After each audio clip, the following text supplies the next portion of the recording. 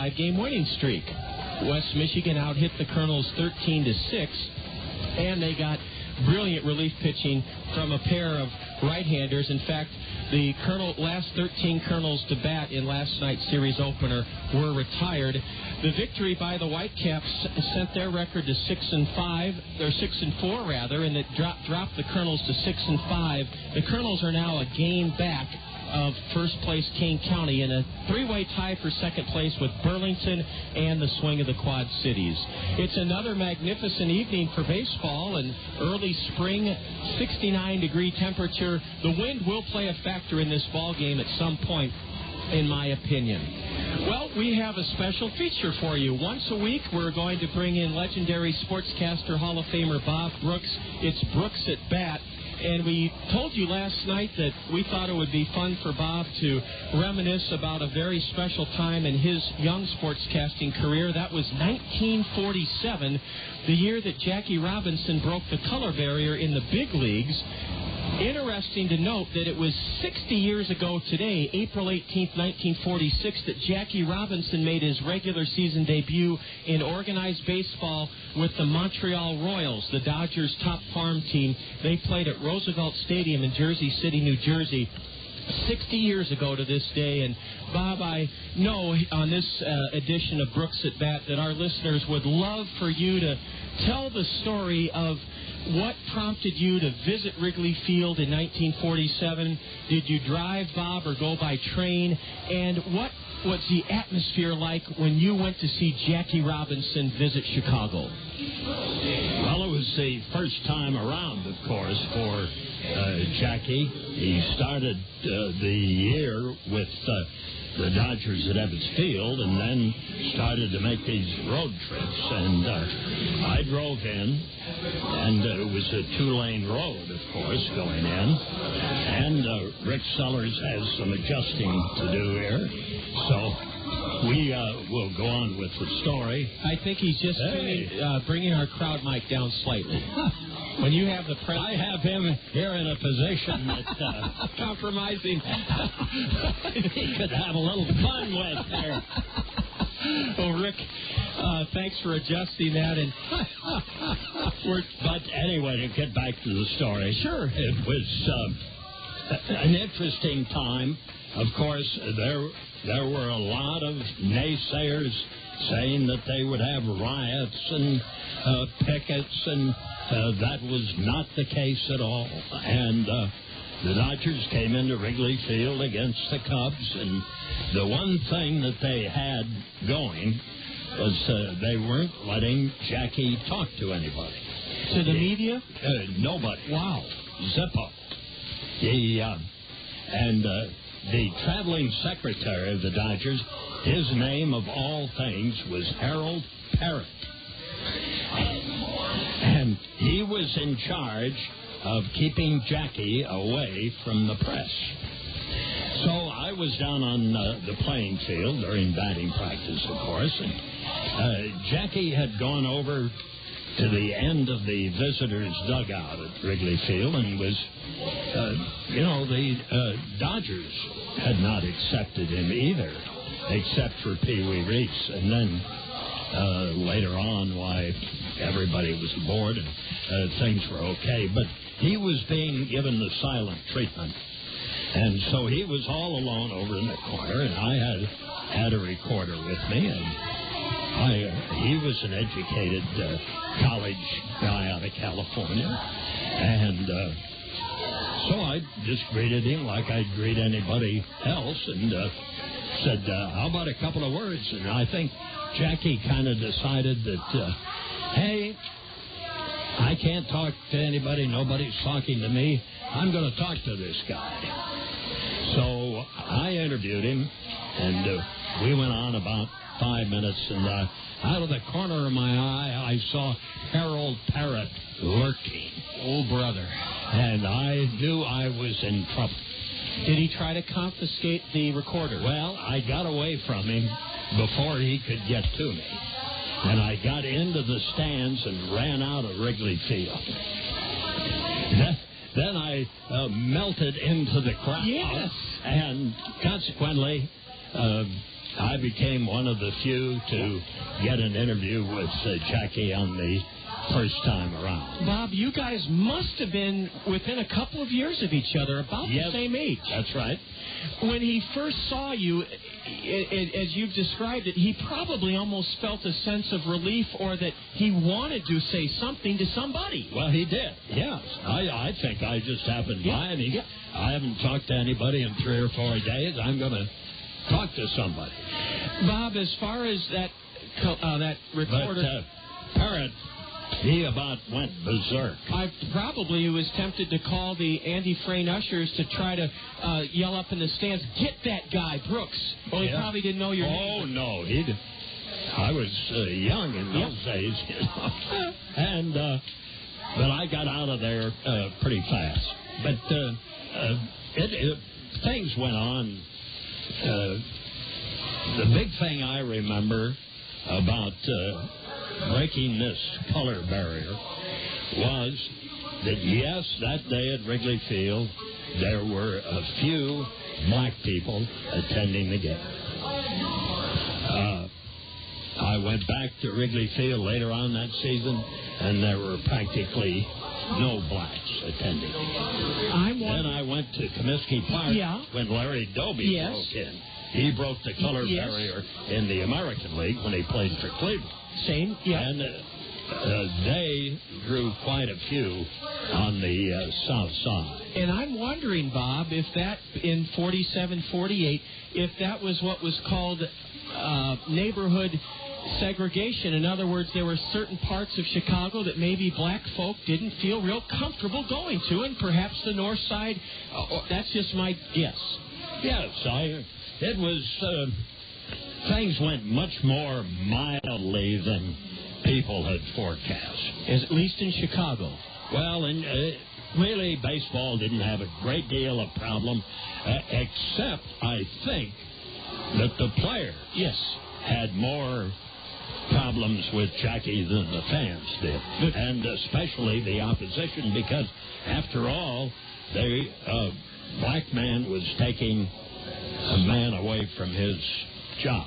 The 3 cities I've read that Jackie had the most problems in with fans and bench jockeying were Cincinnati, where he was threatened, his life was threatened, Philadelphia, where Ben Chapman rode him unmercifully as the manager, and St. Louis, where the players threatened to strike.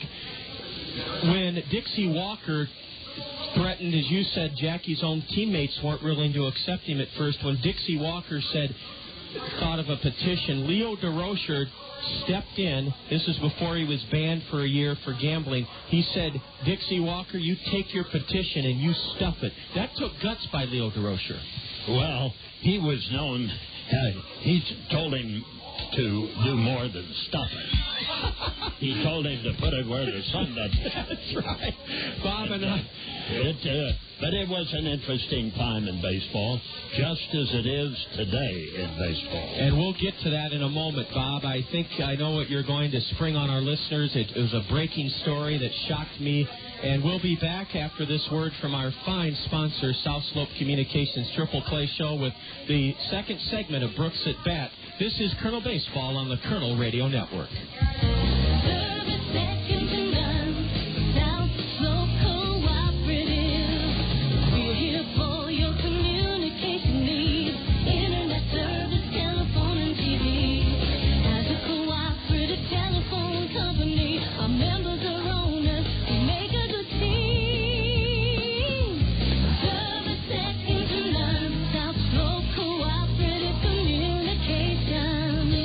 Communications Triple Play, voice, video, and data with South Slope Cooperative in North Liberty. South Slope's lineup features everything that connects you to information. Digital wireless phones, long-distance plans, data home and business wiring, video conferencing, dial-up and high-speed internet service, fiber optic installation and termination, and digital video TV service in most areas. For all your communication needs, think South Slope.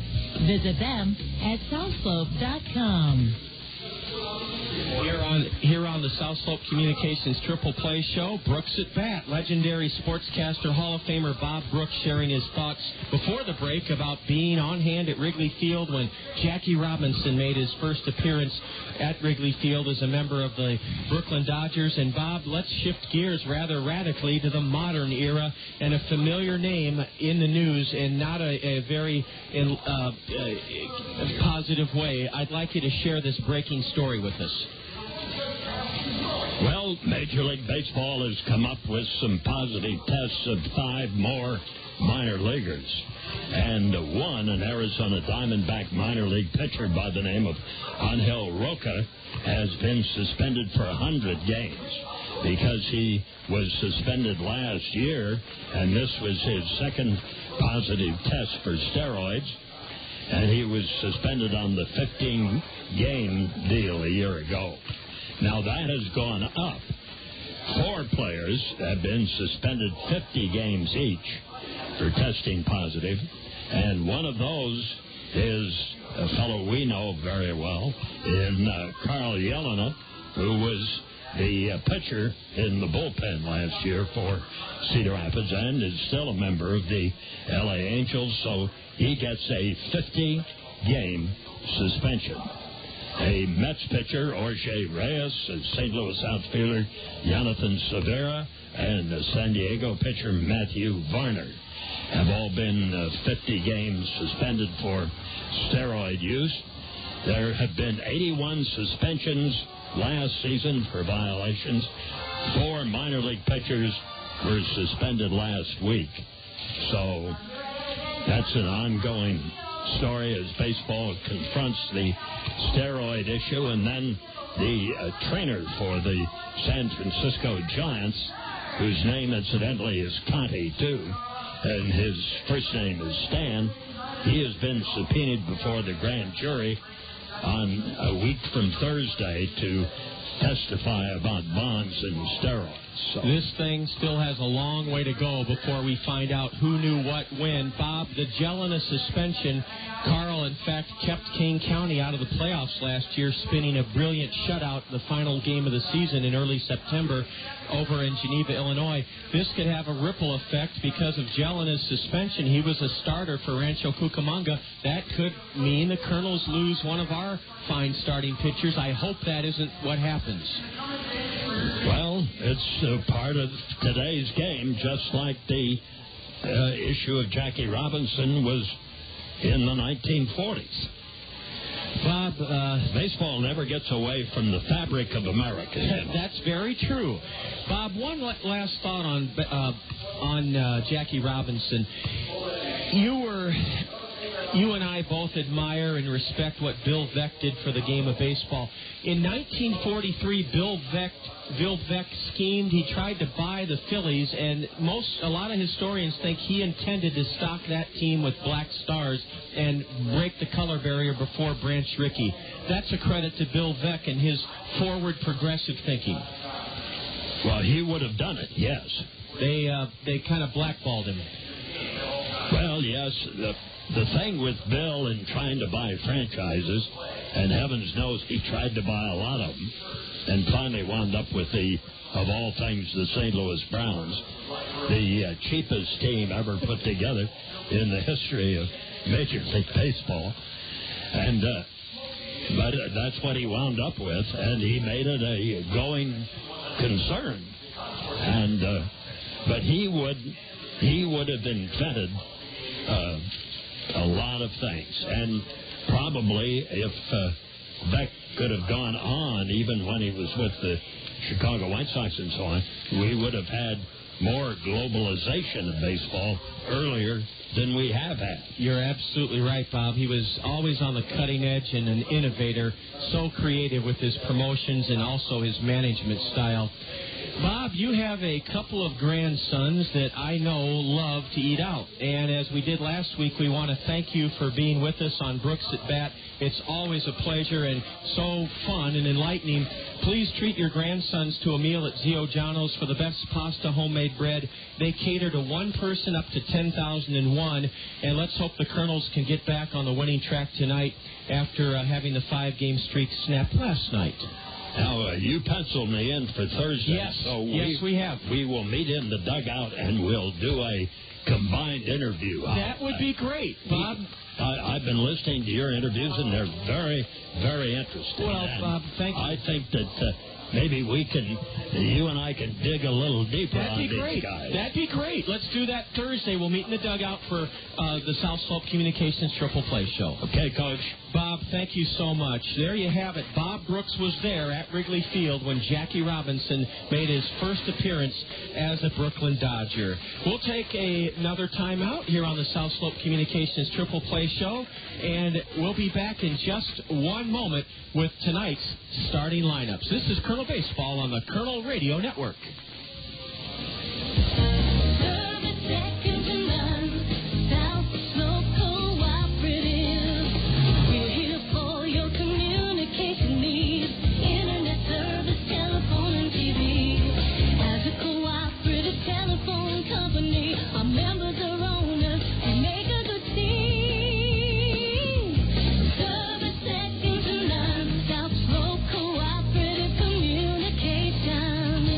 Communications Triple Play, voice, video, and data with South Slope Cooperative in North Liberty. South Slope's lineup features everything that connects you to information. Digital wireless phones, long-distance plans, data home and business wiring, video conferencing, dial-up and high-speed internet service, fiber optic installation and termination, and digital video TV service in most areas. For all your communication needs, think South Slope. Visit them at southslope.com. Bob Brooks with the South Slope Communications Triple Play Show. He was our guest, Brooks at Bat, and as you heard, he'll rejoin us in the Kernel Dugout Thursday for an interview with one of the Kernel players. Well, on this delightful Tuesday evening, we want to welcome you to the broadcast and the starting lineups. First of all, for the visiting West Michigan Whitecaps, who captured Game 1 here last night, 5-3, out-hitting us 13-6. Their skipper's Matt Walbeck, a familiar name because he played 11 seasons in the big leagues as a catcher. The record for the Whitecaps is 6-4. They're the Class A Midwest League affiliate of the Detroit Tigers. Leading off is Will Rhymes. He was a one-man wrecking crew last night. Rhymes at second base had 3 hits, an RBI, a stolen base, and a run scored. He's hitting .378. Mike Hollimon will bat second, switch hitting shortstop. He, too, is hitting .378. Matt Joyce will hit third and serve as the DH for West Michigan. Batting cleanup, Tiger first-round pick from a year ago, Cameron Maybin. Maybin in center field. In left field, batting fifth for West Michigan is Justin Justice. Hitting sixth, Ryan Roberson at first base. The catcher bats seventh for the Whitecaps, Dusty Ryan. Hitting eighth in right field, he didn't play in last night's series opener, Jeremy Laster. And hitting ninth, he also making his first appearance in the series, Corey Middleton at third base. On the hill is a lefty, 6'3", 220, eighth-round pick by the Tigers in 2004 out of the high school ranks in Colorado, Luke French. French is 1-0 with a 2.70 ERA.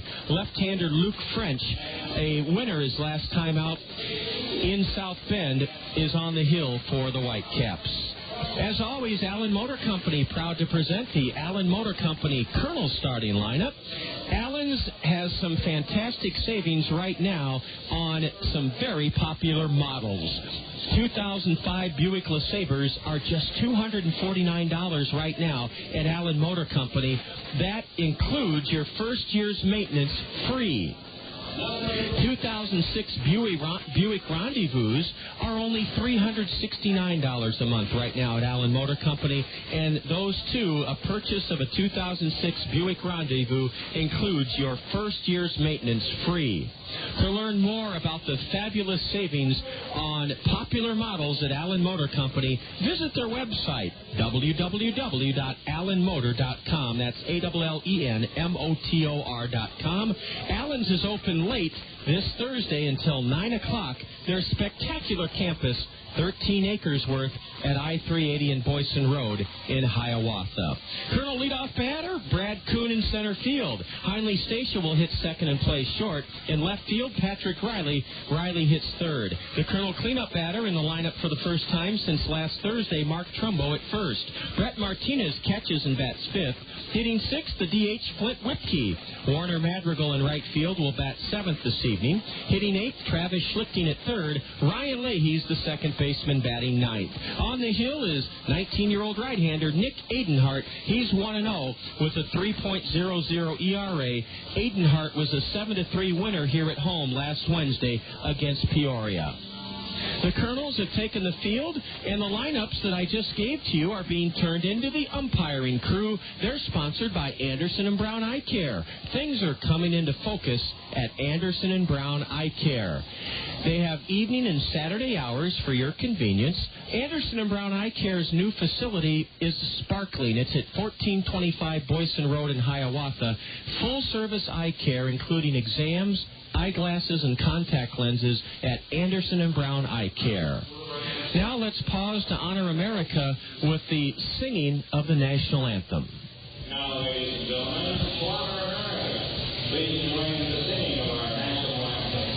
It's being performed this evening by Sheila London.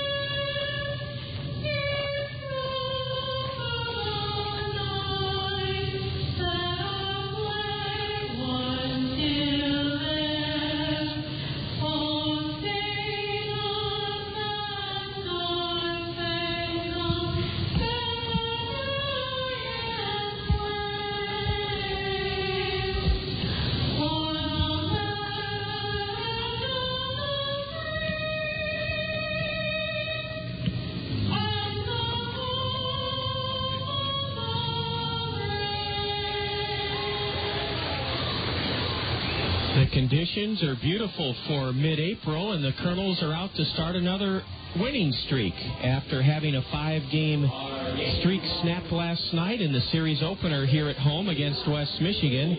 68 degrees is our game time temperature, and let's set the Kernels for you defensively with Nick Adenhart on the hill. His battery mate is Brett Martinez. On the infield is Travis Schlichting at third. Heinle Stacia is the shortstop. At second base, Ryan Leahy, and Big Mark Trumbo back in the Kernel lineup. Mark Trumbo is at first base. In the outfield, Patrick Riley in left, Brad Kuhn in center, and Warner Madrigal in right. Nick Adenhart's coming off a fabulous performance, a 7-3 win here at home on Wednesday against Peoria. He went 6 innings, surrendered 3 runs to the Chiefs on 4 hits. Nick struck out 6 in 6 innings, walked 1. Adenhart, a right-hander, highly touted by the Los Angeles Angels of Anaheim. He is 6'4", 190. He has a very sleek, trim body build, comes straight over the top like 18-year-old Kernel starter last night, Tommy Mendoza. We're playing a ball club, the West Michigan Whitecaps, that out-hit us last night 13-6, and their leadoff man was a handful. He was 3 for 5, was Will Rhymes. They list him at 5'9", 155. I think he's 5'7". He's a pint-sized fire plug who essentially took over the game last night. Out of the College of William and Mary in Virginia, Will Rhymes drove in the go-ahead run in the 5th inning to put West Michigan up 3-2. Then he delivered the blow that put the Whitecaps ahead in the 7th inning, 4-3. Rhymes was 3 for 5, and he's hitting .378. Let's see if Nick Adenhart can get this pesky leadoff man. And the first pitch is in for strike one called. Travis Schlichting is cheating in on the edge of the grass at third for the Kernels here in the opening frame. Rhymes takes just low for ball one. The Kernels are in their white home uniforms with navy blue hats tonight, red bills, red sleeves, and red socks. The 1-1 to Rhymes. Jets just low for ball 2. Rhymes spells his last name R-H-Y-M-E-S.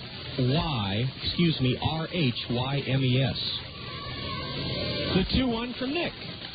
And it's pasted into right center. It's hooking towards Brad Kuhn, and he has it. Brad Kuhn dashed to his left and had to slam the brakes on as Will Rhymes' hard-hit line drive hooked, or sliced rather. If you're a lefty, it sliced to Brad Kuhn for the first out of the inning. Rhymes hit it right on the button, but lines out to center, one away. West Michigan switch-hitting shortstop Mike Hollimon, Holliam now bats. He's standing in from the left side, batting .378. And a letter-high fastball is a strike called by the plate umpire. Michael Hollimon is out of Oral Roberts University in Oklahoma. He had a big night last night. He lashes the next pitch foul high up into the backstop, and it's 0-2 to Michael Hollimon. Hollimon's 23 years old, lives in Dallas, Texas, where I heard on KMRY this morning it was 101 degrees in Dallas. A high drive back and right. Warner Madrigal is camped underneath it, and he makes the catch. A towering fly ball by Mike Hollimon sent Madrigal back a few steps and right, but Warner put the clamps on it, and there were 2 away here in the Whitecap opening frame. No score. Yes, I heard it was 101 degrees in Dallas yesterday. Right here, it's a delightful 69 degrees. Well, actually, the game time temperature was 68. The wind is blowing in briskly from right center field, just like it did last night. Ball 1 downstairs to Matt Joyce, the designated hitter. 2 for 4. He scored a run, and he drove in a run in the Whitecap win here last night. And the next one is low. Scoreboard says 2-0, and we'll have to stick with that. Joyce is hitting .206. He's a left-handed batter, serving as the DH. And he shoots one high in the air to deep right. Madrigal back a few steps. It hangs up in that stiff breeze, and Madrigal makes the play to end the inning. Matt Joyce golfed one high, and he hit it well, but it got into that jet stream, and it got knocked down by the wind for the final out here in the West Michigan first half inning. Our special producer and engineer tonight is a long-time fixture in the Cedar Rapids radio business, one of the most highly respected citizens in all of our community. It's great to have, it's a thrill for me to have Rick Sellers engineering and producing this broadcast. After 1/2 inning, West Michigan nothing, the Kernels coming to bat. You're enjoying Kernel Baseball on the Kernel Radio Network. Cedar Rapids' oldest wholesale greenhouse is also Cedar Rapids' full-service landscaping and lawn care center. Cedar Rapids Greenhouses has been serving Eastern Iowans for 50 years at the corner of Johnson Avenue and Edgewood Road, behind Guppy's on the Go. Cedar Rapids Greenhouses has a full line of trees and shrubs like magnolias, maples, and lilacs. And for a limited time, buy any potted tree and Cedar Rapids Greenhouses will deliver and plant it free. If you're searching for the right beautification project, let the trained landscape designers at Cedar Rapids Greenhouses help you create a unique plan for your home. From retaining walls to ponds, waterfalls, and fountains, they'll work within your budget and taste, and they do free estimates. Lawn care featuring mowing, fertilization, seeding, sodding, aeration, dethatching, maintenance, and cleanup are all done with care and precision. For the highest quality and low prices, see the difference at Cedar Rapids Greenhouses, Eastern Iowa's full-service landscapers at the corner of Johnson Avenue and Edgewood Road. I'm Phil Andrews, your local Pekin insurance agent at Andrews Insurance in Cedar Rapids.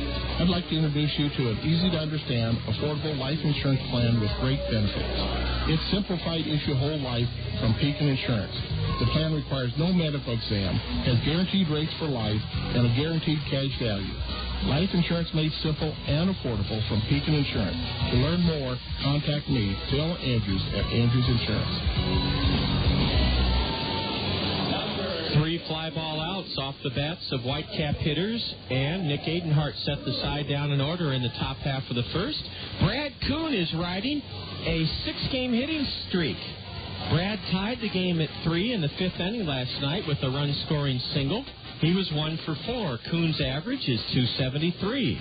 left-handed batter to face southpaw Luke French. And the first pitch to Kuhn is in for a strike, a fastball. The Whitecaps wear gray flannel uniforms with dark blue socks, dark blue caps. Here's a line drive, pasted into right field. 3 hops in front of Jeremy Laster, and that's 7 games in a row hit safely in by Brad Kuhn. Brad got a pitch up in his wheelhouse, and I mean he corked it hard into right field for a leadoff single, and Kuhn is hit safely in 7 straight Kernel games. Kernels have their leadoff man aboard for Heinle Stacia. Switch hitting shortstop will bat right-handed against French, who throws to first. Kuhn is back safely. Brad is second in the league with 5 steals. He's only been caught once.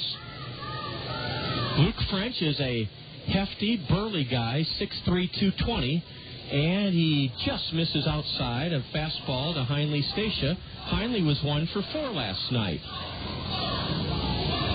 Brad Kuhn being held at first by Ryan Roberson. Kuhn has a good-sized lead. The lefty brings it. Strike 1 on the outside corner.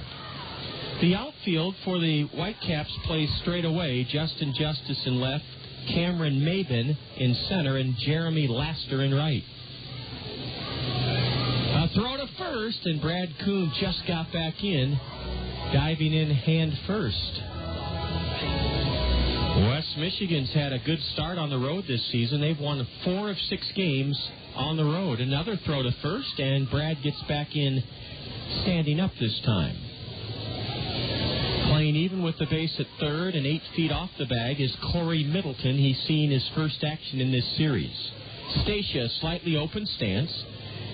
Watches one sail way high and outside. Ball 2. No score, bottom of the first inning. And everybody here enjoying a Triple Play Tuesday, a hamburger or cheeseburger plus chips and beverage, just $5 every Tuesday. A double play ball to short, tailor-made. Hollimon steps on second, throws to first, and that's a 6-3 twin killing. Heinle Stacia wrapped it hard on the ground, right to the shortstop.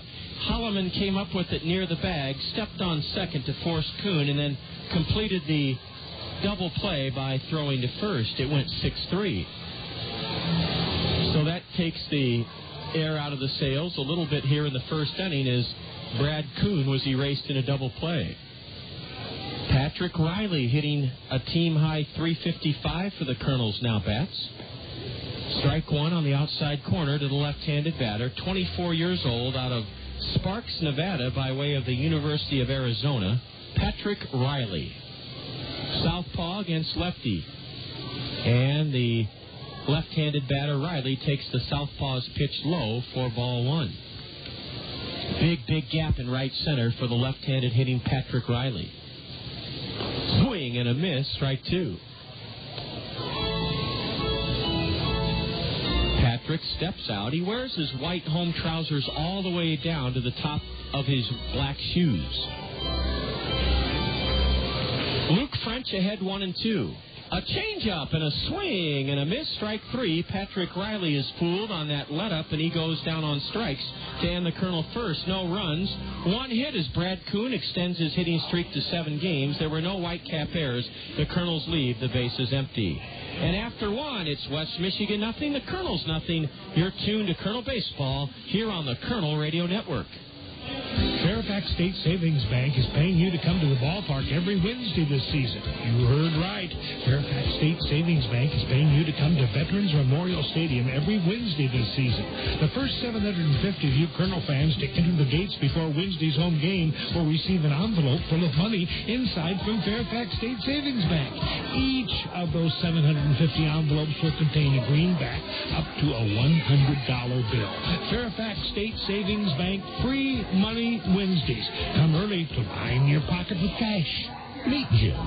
When it's nice out, he spends weekends in his yard trying to kill weeds. Meet Dave. He spends weekends on the green. That's because Greg's Lawn Service takes care of his lawn. Mowing, fertilizing, pruning, and, weed control. Greg's does the big jobs, too. Landscaping, retaining walls, curb edges, and patios. So when you've had enough of those little devils... Yes. Call 393-0101. Greg's Lawn Service, a cut above the rest. Hi, I'm Tanya Sedlock, your local Pekin insurance agent at Andrews Insurance here in Cedar Rapids. We all know how quickly life can change. You buy a new car or a new home. Your family is blessed with a new baby. Your teenager starts driving the family car. I'm here to help with a complete line of insurance plans to give you protection when you need it the most. Pekin Insurance has been in business of insuring people for 85 years. I'm here to put your interests first. Please visit me, Tanya Sedlock, at the Andrews Agency. Cameron Maybin, right-handed hitter, 19 years old, tremendously touted prospect for Detroit, takes Nick Adenhart's first delivery, a fastball high, and now a fastball inside and low to Maybin, Maybin, 6'4", 205, sleek. He tripled home a run and scored in the fourth last night to tie the game 2-2, and Adenhart slips in a strike at the knees. It's 2-1 to the right-handed hitting Cameron Maybin. Cleanup batter. A bouncer to short. Easy for Stacia. Heinley gets a charity hop and flings it across to get the speedster. Cameron Maybin really hustled down that line, and a two-hop routine chopper to short was a bang-bang play at first, but Stacia got his man, and that's 4 in a row set down by Nick Adenhart. Justin Justice, a .270 hitter in the early going, no homers, 3 RBIs, and a team-high 5 doubles now bats. Justice, a left-handed hitter, and the first pitch is fouled into the backstop, strike one. Some clouds have moved in, but still an absolutely delightful evening for baseball here at the ballpark. Schlichting playing way off the line at third and shallow on the grass, ball one inside to Justin Justice. 31st round pick by the Tigers in 2003. He's from Florida, and he's 21 years old. A changeup is cued foul just outside the dirt batting circle to the left of home plate, and that's strike 2 on Justin Justice. We're in the top of the second inning. Nick Adenhart has set down all 4 Whitecap hitters he's faced so far, and it's 0-0. Justin Justice does not wear batting gloves, but he has his wrists heavily taped with white athletic tape. And he grounds one to short. Heinley Station near the bag has it. Unloads to first for the second out of the inning. Justin Justice is grounded out to shortstop. And that's 5 straight now retired by Nick Adenhart. Nick has pitched 12 innings in his first 2 starts, giving up just 6 hits in those 12 innings, striking out 11 batters in those 12 frames, and only walking 4. The league is hitting a measly 146 against right-hander Nick Adenhart. Ryan Roberson goes up hacking, and he fouls the first one away to the right, strike 1.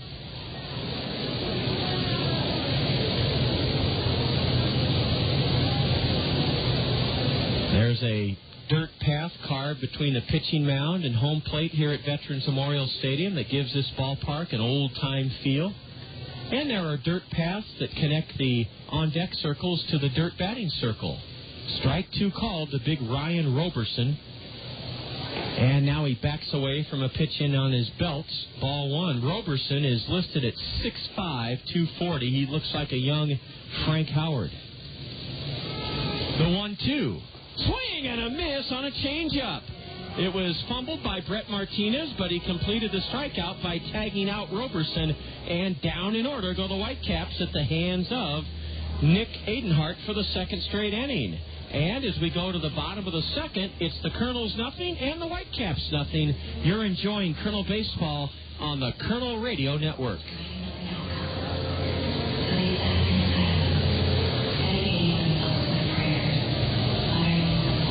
You can drive one, or you can go to Zio Giano's and feast on Zio's homemade bread, pizzas, and pasta, authentically prepared as Zio Giano's famous Italian style. Zio Giano's for the hometown taste of Italy. Come to Zio Giano's, the pasta makes you Zio. Come to Zio Giano's for real Italiano. Come to Zio Giano's, the pasta. What do I get at Cost Cutters? Hey, my hair is my trademark. I gotta be able to count on a good cut and stuff to keep my hair looking thick, even if it's not. I get a good cut, no long wait, a smile, and a little something left over in my wallet. I get little trims that keep my hair long and healthy, and stuff to make it loose and curly one day, straight and sassy the next. With expert stylists trained in the latest trends and techniques and your favorite professional styling and hair care products, you'll always get what you're looking for at Cost Cutters. At Cost Cutters, you can always count on convenient, affordable, professional care and products that help you create just the style you want. At Cost Cutters, you'll always get a little more. What do I get at Cost Cutters? A slick, clean cut, great highlights, and a little wig from the hottest stylist I've ever seen.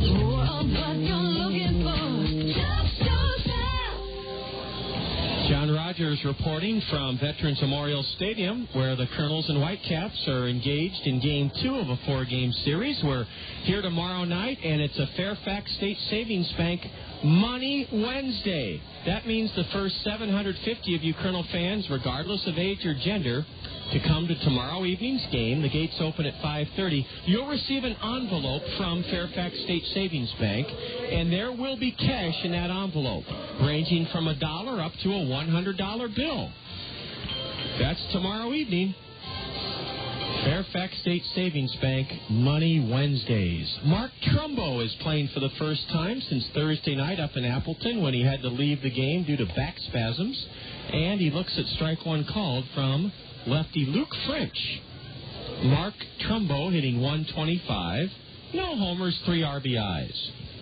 We're scoreless here in the bottom of the second as ball one is blowing away to the big right-handed batter Trumbo from Anaheim, California. Uses a white ash bat, stands straight away, and chops the second or the 1-1 pitch to second. An easy play for Will Rhymes, who throws on to first.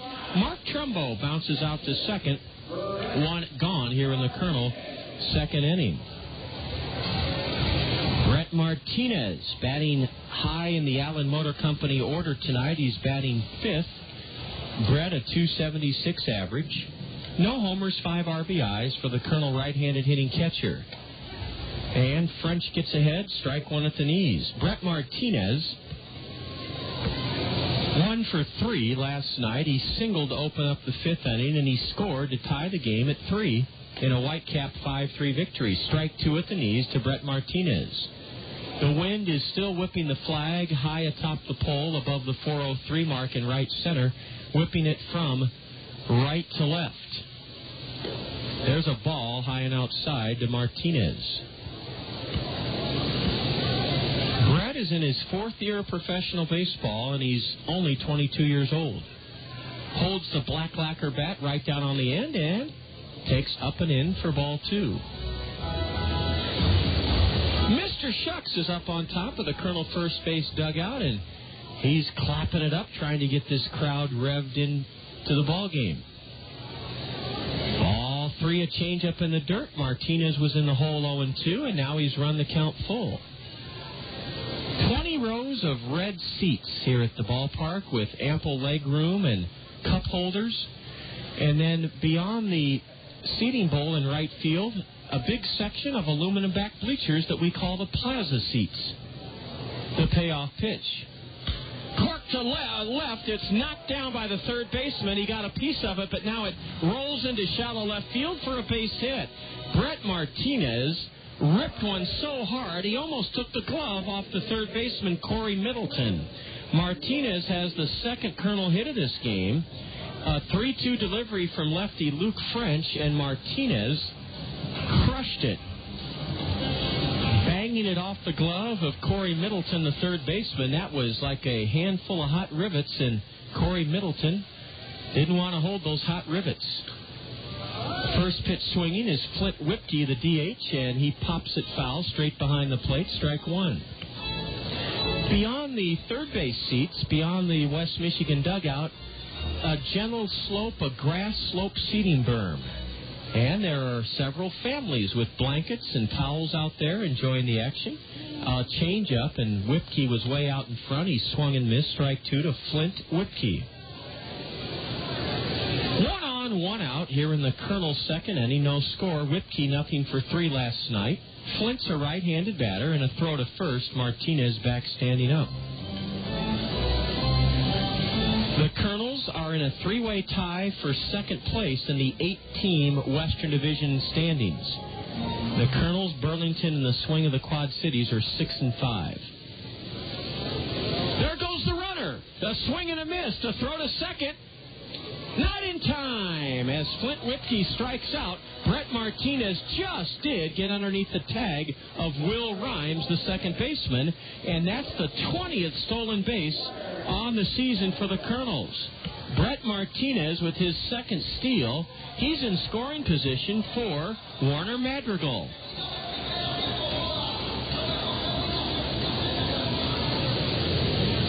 Whipkey struck out swinging on a changeup, and the throw by Dusty Ryan was accurate, but just a little bit late to get Martinez. Now Madrigal, a two-hopper to short, easy for Mike Hollimon, and on to first to end the Kernels' second inning. So Flint Whipkey strikes out for the second out of the inning, and Madrigal bounces out first pitch swinging to end the Kernels' second inning. No runs. One hit for the Kernels, a stolen base. There were no Whitecap errors. The Kernels leave their first man stranded of the young evening. As we head to the top of the third, it's still Kernels nothing, Whitecaps nothing, and you're listening to Kernel Baseball on the Kernel Radio Network. Hi, I'm Phil Andrews, your local Pekin insurance agent at Andrews Insurance here in Cedar Rapids. Even though we all do our best to stay healthy, we can never anticipate when an illness or accident might strike. Couple that reality with rising medical costs, and the importance of a top-notch medical plan becomes clear. Pekin Insurance offers a wide choice of deductibles and a non-tobacco user discount. Explore the major medical insurance plan that best fits you. Visit me, Phil Andrews, at Andrews Insurance. Hi, this is Dave Town with Five Seasons Transportation and Parking. Do you ever wonder if it's safe to send your child on the bus? It is, and here's a few reasons why. All the buses in Cedar Rapids are equipped with security cameras, so the drivers always know what's happening behind them. The buses also have global positioning systems, or GPS, which means they can be tracked at any time by satellite. Does that surprise you? It shouldn't. Five Seasons Transportation takes safety very seriously, and we've taken many steps to make sure your child will have a safe, easy ride every time they take the bus. Even when your child isn't on the bus, Five Seasons Transportation is helping keep them safe by using pollution-free biodiesel and alcohol fuels, Iowa products that help keep the air clean. And if your child is ever in trouble, they can always flag down a bus for help. I'm Dave Town, and I like to think of the bus as a traveling safety cocoon, motoring along Cedar Rapids streets. And keep in mind, if the bus is that safe and easy for your child, maybe you should think about riding the bus to work. Affordable, convenient, and safe. That's the bus. Ride it. Lower third of the Whitecap order in the top of the third inning. No score. Big Dusty Ryan, the catcher, hitting .350. No homers, no RBIs. First up against Adenhart, and Ryan cranks the first pitch foul off the railing of the Whitecap third base dugout. Dusty Ryan, 6'4", 220. Played in 75 games as a Whitecap last year, hit .183, and a fastball rides high to the big catcher. Right-handed hitter, strike or ball one. The lights have just been turned on here at Veterans Memorial Stadium. Ryan fooled on a changeup, and he swung early and missed it by a good margin, strike two. Outfield plays Dusty straight away. Ryan drew a leadoff walk and scored in the seventh inning last night to put the Whitecaps ahead 4-3. He should have been thrown out on a pitch out, but the Kernels mishandled a pickle or rundown play, and Ryan got to second base, and he scored one of the two Whitecaps seventh inning runs. There's strike three called to Dusty Ryan. That is now 7 straight, set down by 19-year-old Colonel right-hander Nick Adenhart. 7 in a row. And the last 2 on strikes. Jeremy Laster didn't play in last night's game. This kid is thin as a rail. He's 21 years old, from Nashville, Tennessee. And he chops it to second. Ryan Leahy down to get it, and on to first. 2 away here in the Whitecap third inning. Jeremy Laster went up swinging, and he grounds out to second. That's 8 in a row, retired by the Colonel right-hander Adenhart. And he hasn't tried to strike guys out. He's making good pitches, moving the ball up, down, in, and out. Here's a first pitch swing and a foul past Matt Walbeck, the Whitecaps skipper coaching at third. Strike one on Corey Middleton. Corey's from Pensacola, Florida. 10th round pick by the Tigers in 2004. A shot foul. That one onto the Randy Keel Confidence Picnic Pavilion down the left field line. Right above the tarp, which is covered with a very powerful message, this stadium built with union labor. Yes, it was, and proudly so. Swing and a tip foul, just getting a piece of the 0-2 was Corey Middleton.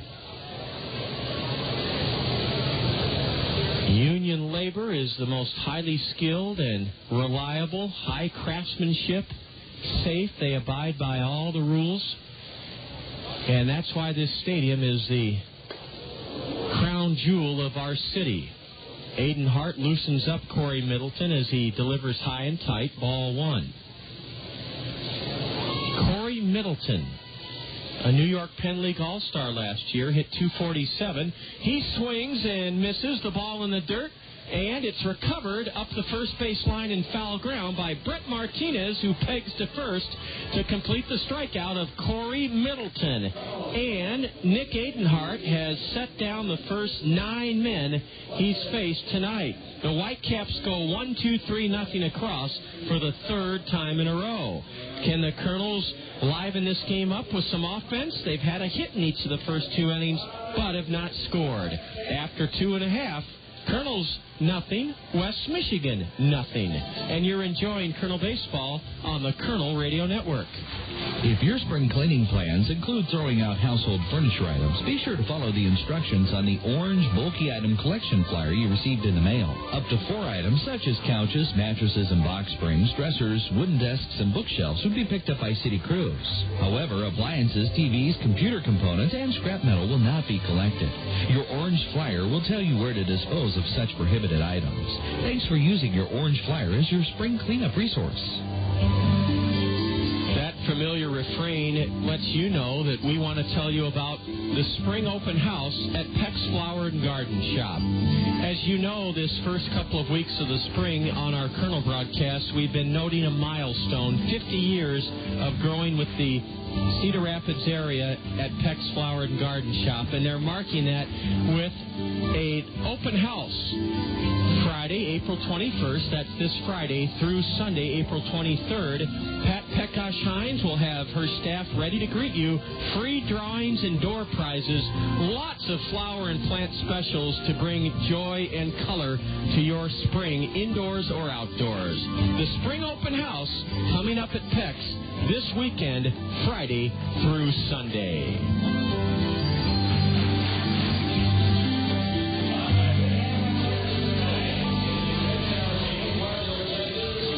The Kernels come to bat in the home half of the third inning, have had a pair of hits off lefty Luke French, but no runs so far. French last year started 6 games with the Whitecaps. He was 1-2 with a 5.45 ERA. Luke is in his 3rd year of professional baseball. He went 3-1 with the Florida State League Lakeland Tigers last year. Here's a high drive to left. Way back is Justin Justice at the wall, and he makes the catch with his back against the green padded wall. Travis Schlichting came within 5 feet of belting his 2nd home run of the year and putting the Kernels ahead in this game, but Justin Justice calmly drifted back and on the warning track with his back pinned up against the wall to the left of the Budweiser sign. Travis Schlichting's high, deep drive was caught for the first out of the inning. Now ball one inside to Kernel second baseman Ryan Leahy. I mean, Schlichting barely missed connecting for a home run. Now Leahy grounds one to third off the backhanded attempt of Corey Middleton, and Ryan Leahy's aboard. That might be ruled an error on Corey Middleton. In fact, I think it will be an error. Corey Middleton let that ball play him. He tried to backhand it, and it ate him up it flicked off his mitt for an error. And that error is only the 11th this season committed by the Whitecaps in their 11th game. A bunt by Kuhn, and the only play is for the catcher to barehand. Nobody covering first, and Brad Kuhn has bunted his way on. That's a bunt single for Kuhn, who earlier tonight, leading off the Colonel first, extended his hitting streak to 7 games. Brad is 2 for 2. The bunt to the right of home plate was barehanded by Dusty Ryan. He picked it up, looked at first, and nobody was covering. That's because big Ryan Roberson charged the bunt, and Will Rhymes just couldn't get from his second base position over to first, so it's a bunt single, and Leahy went to second. The Kernels, with 1 out, have a great scoring chance now in this scoreless duel. Strike 1 to Heinle Stacia, who wrapped into a double play his first time up. Heinle goes the other way, shoots it foul off to the right. Strike 2 to Heinle Stacia. The Kernels have not gotten the ball out of the infield in this inning, but have runners at first and second. Well, we got it out of the infield. A long drive to left, caught by Justice off the bat of Schlichting. But the Kernels have runners at first and second and have not gotten the ball out of the infield. Oh, Heinle Stacia just about went around on a pitch high and away, but he held up according to the base umpire, who's nestled between the mound and shortstop, Mike Hollimon. Leahy at second. Kuhn at first. Heinle pumps it in the air to straightaway center, and Cameron Maybin takes 3 steps in to glove it. Heinle Stacia has flown out to straightaway center, and there are 2 away here in the Colonel third inning. No score. Well, let's see if Patrick Riley can come through with a big 2-out hit to put the Kernels ahead.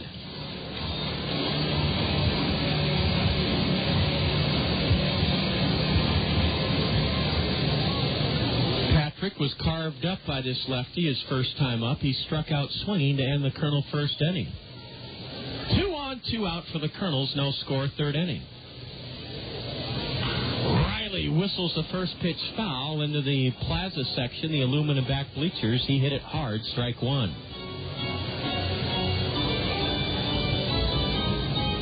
Great to have you with us this evening. You're listening to Colonel Baseball on the Colonel Radio Network, KMRY 1450 Cedar Rapids. Fastball just missed outside. 1-1 to the Colonel number 3 hitter. Patrick Riley, no homers, 3 RBIs, tied with Heinle Stacia for the team lead with 4 doubles. Patrick hits another one hard but foul. This one skips off the railing of the Colonel first base dugout up into the seats. And Patrick Riley finds himself in the hole. 1 ball, 2 strikes. Luke French was a high draft pick of the Tigers in 2004, taken in the 8th round. He's from the Denver area. Wears his black socks up high, comes set below the chin. A curve is dribbled towards third. French will glove it, whirl and throw. Safe at first base, safe, and the bases are loaded. French's throw was high, and it caused Ryan Roberson to take his foot off the base, and it was a good call by the base umpire. Riley beats out what will be ruled, I think, an infield single. They could charge the pitcher with an error. They may charge French with a throwing error. Leahy goes to third, Kuhn to second, and it is a throwing error on Luke French, the second error committed by the Whitecaps. Now the Kernels need something from Mark Trumbo. French got to that slow roller to the left of home plate in pretty good shape.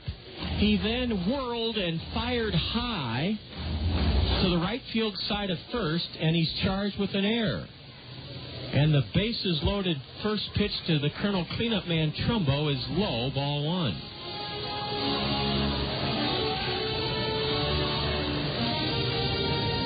Bases jammed, 2 out. Mark Trumbo pops it up. This will end the inning. It's behind second base. The shortstop makes the catch to the right field side of the bag in shallow center. Mike Hollimon brought it down. Mark Trumbo pops out to short to end the Kernel third inning. And the Kernels have had far better scoring chances tonight than the Whitecaps. The Kernels failed to capitalize on 2 West Michigan errors, come up empty in the third inning, no runs, 1 hit, a bunt single. 2 Whitecap errors. The Kernels leave the bases loaded and have stranded 4 already. As we head to the fourth, it's still a scoreless game between the Kernels and West Michigan. You're enjoying Kernel Baseball on the Kernel Radio Network. Diet Pepsi is taking you to the movies. All kinds of movies, like horror films. Hey, there's a guy with a hockey mask outside. Let's go see what he wants. Okay. Sci-fi film. Gentlemen, we're in luck. Those aliens speak American. Kung Fu movies. Your English voiceover looks terrible. Taste my nunchucks. Teen flicks. I am so ugly. Well, you'd be hot if you ditched your glasses and your nerdy side ponytail. Oh my gosh, I am hot. Foreign film. Le French fries, the French toast. Baguette, le bouchelet, le croissant. Crime films. So, did you find anything? Only this computer disk labeled totally incriminating evidence. I'll keep looking. Introducing the Diet Pepsi box office promotion. Find a code in specially marked Diet Pepsi packages. Collect and enter codes at dietpepsiboxoffice.com to redeem for a movie ticket, even to action movies. Well, bad guy's dead. I'll just turn my back. I can't believe you fell for that. Light, crisp, refreshing Diet Pepsi. Subject to official rules, void where prohibited. 63006. Multiple purchases required. See website for redemption details. Imagine the convenience of accomplishing your next real estate transaction under one roof. Buying a home, selling a home, or securing the right mortgage loan are simple and worry-free at Todd Financial Services. Todd Financial Services knows that you've worked hard to be able to make the dream of home ownership a reality. Todd Financial Services understands that people do business with people they trust. You can count on Todd Financial Services to put you and your needs first so that your real estate transactions are pleasurable. Leadoff batter Will Rhymes surveys the diamond as though he may try to place one into a certain area, and he does as he dumps it into right center, but Brad Kuhn on his horse gallops in and makes the play. Will Rhymes, who had 3 hits last night, peppered the first pitch in the air to right center, made a bid to be the first Whitecap to reach against Nick Adenhart, but Brad Kuhn retires Rhymes for the second time, and that is now 10 in a row set down by Nick Adenhart, the Kernel right-hander. Halo happenings, results from around the Angel organization from last night. Our parent club, Los Angeles, bowed to Baltimore 4-2, and tonight the Angels are playing at the Metrodome, and they're just underway against the Twins. AAA Salt Lake, their game with Portland was washed out by rain. AA Arkansas lost to Tulsa 6-3. Ball one upstairs, and the same, a letter-high fastball, a strike to Mike Hollimon, who flew out to right in the first, 1-1. Arkansas lost to Tulsa 6-3. Adenhart's next one, a change-up and a swing and a miss by switch hitter Mike Hollimon. Former Kernel closer Bob Zimmerman was hung with the loss in relief for Arkansas. A towering pop-up to shallow left.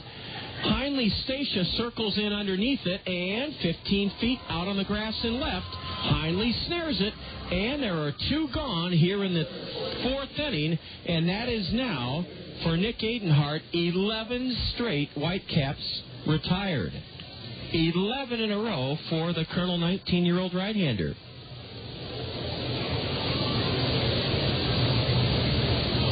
With nobody on and 2 out, left-handed hitting Matt Joyce bats, and ball 1 is just low.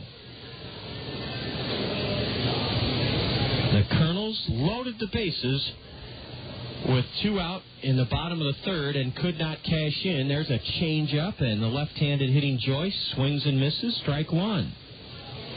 Former Colonel Bill Edwards pitched in last night's Arkansas loss, 2/3 of an inning. And the batter Joyce rips it foul off his fist down the right field line. It's 1 ball, 2 strikes to Mike Joyce.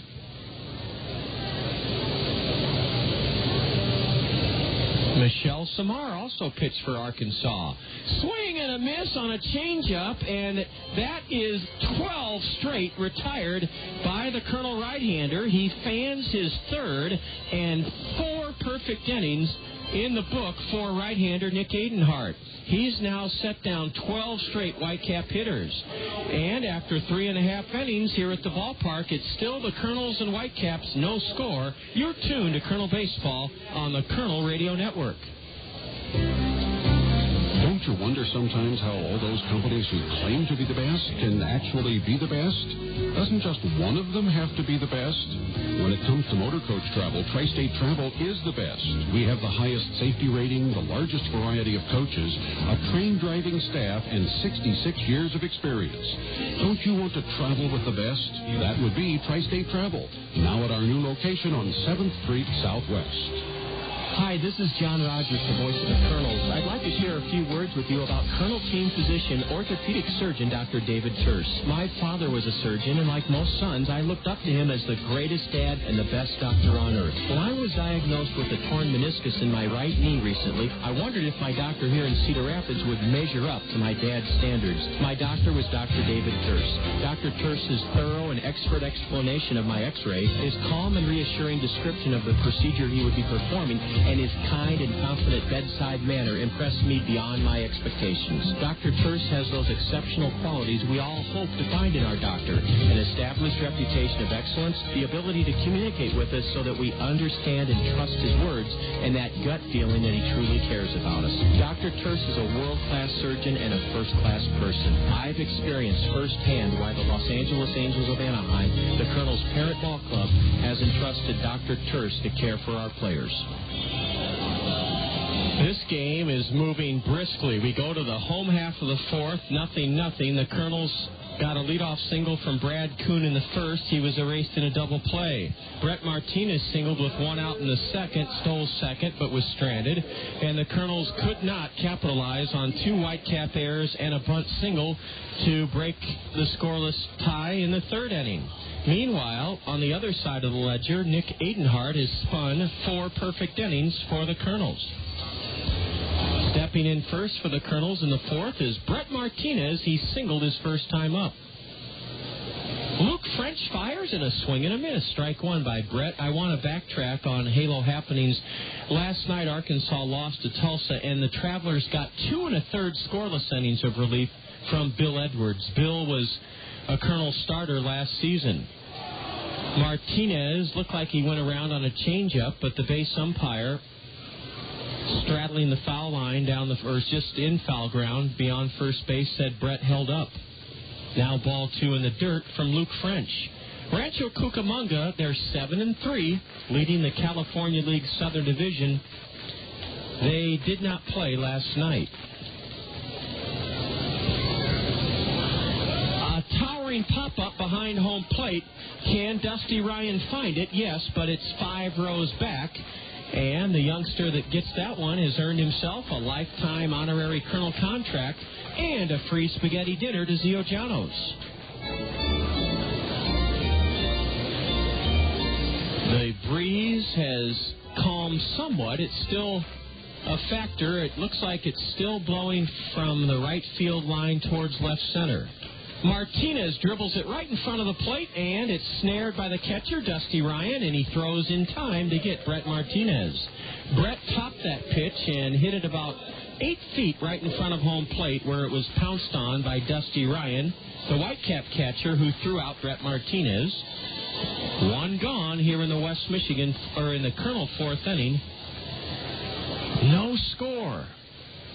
Flint Whipke now bats. The DH struck out his first time up. Strike 1 on the outside corner to Flint. Great to have Bob Brooks with us on the South Slope Communications Triple Play Show for Brooks at bat.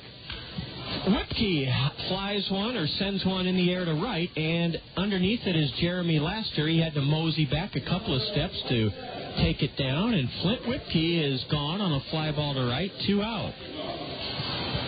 Brooks at bat. Bob talked about being a young reporter and going to Wrigley Field and somehow slipping underneath the cover of the Brooklyn Dodger publicity man or PR man. I believe his name was Parrott.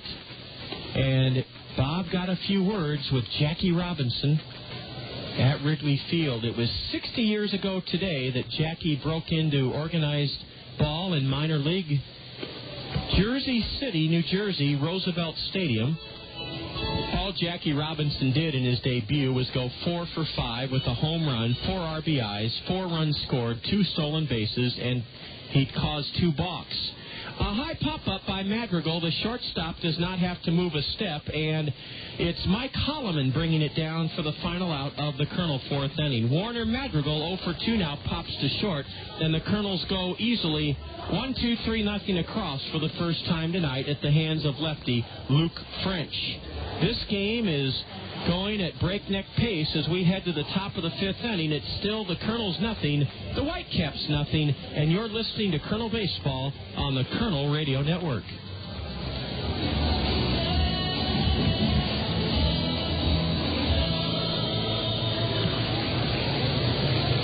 Reading stimulates a child's imagination, increases their mastery of subject matter, improves their spelling and vocabulary, and opens up new worlds of discovery.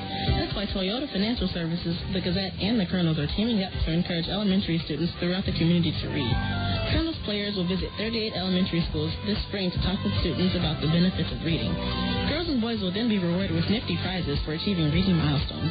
Toyota Financial Services, the Gazette, and the Kernels, proud to stand behind our community's youth through reading. Next up, a musical taste of Dr. Pepper. It's a new spin on an old vibe. From me to you, a tasty sip of Dr. Pepper for your ears, and it starts like this. I'm a pepper, he's a pepper, he's a pepper, we're a pepper, wouldn't you like to be a pepper? Now that's cool, but pepper, it's a little better. So let's slide in a taste of this.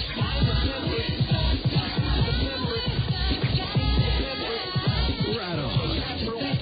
But there's still more to it. I mean, there's nothing like it, because every sip is a kick and mashup of 23 different flavors. So for the true taste of Dr. Pepper, we dial it up even more.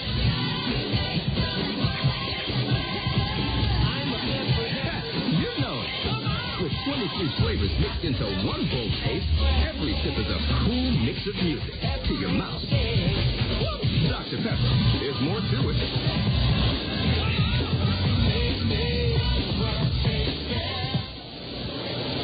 Cameron Maybin, the cleanup batter, almost undresses Nick Adenhart as he laces a single into center, and that's the first base runner for the Whitecaps. Cameron Maybin lined the first pitch of the 5th inning right next to the right ear of Nick Adenhart into center, and that's the first base runner.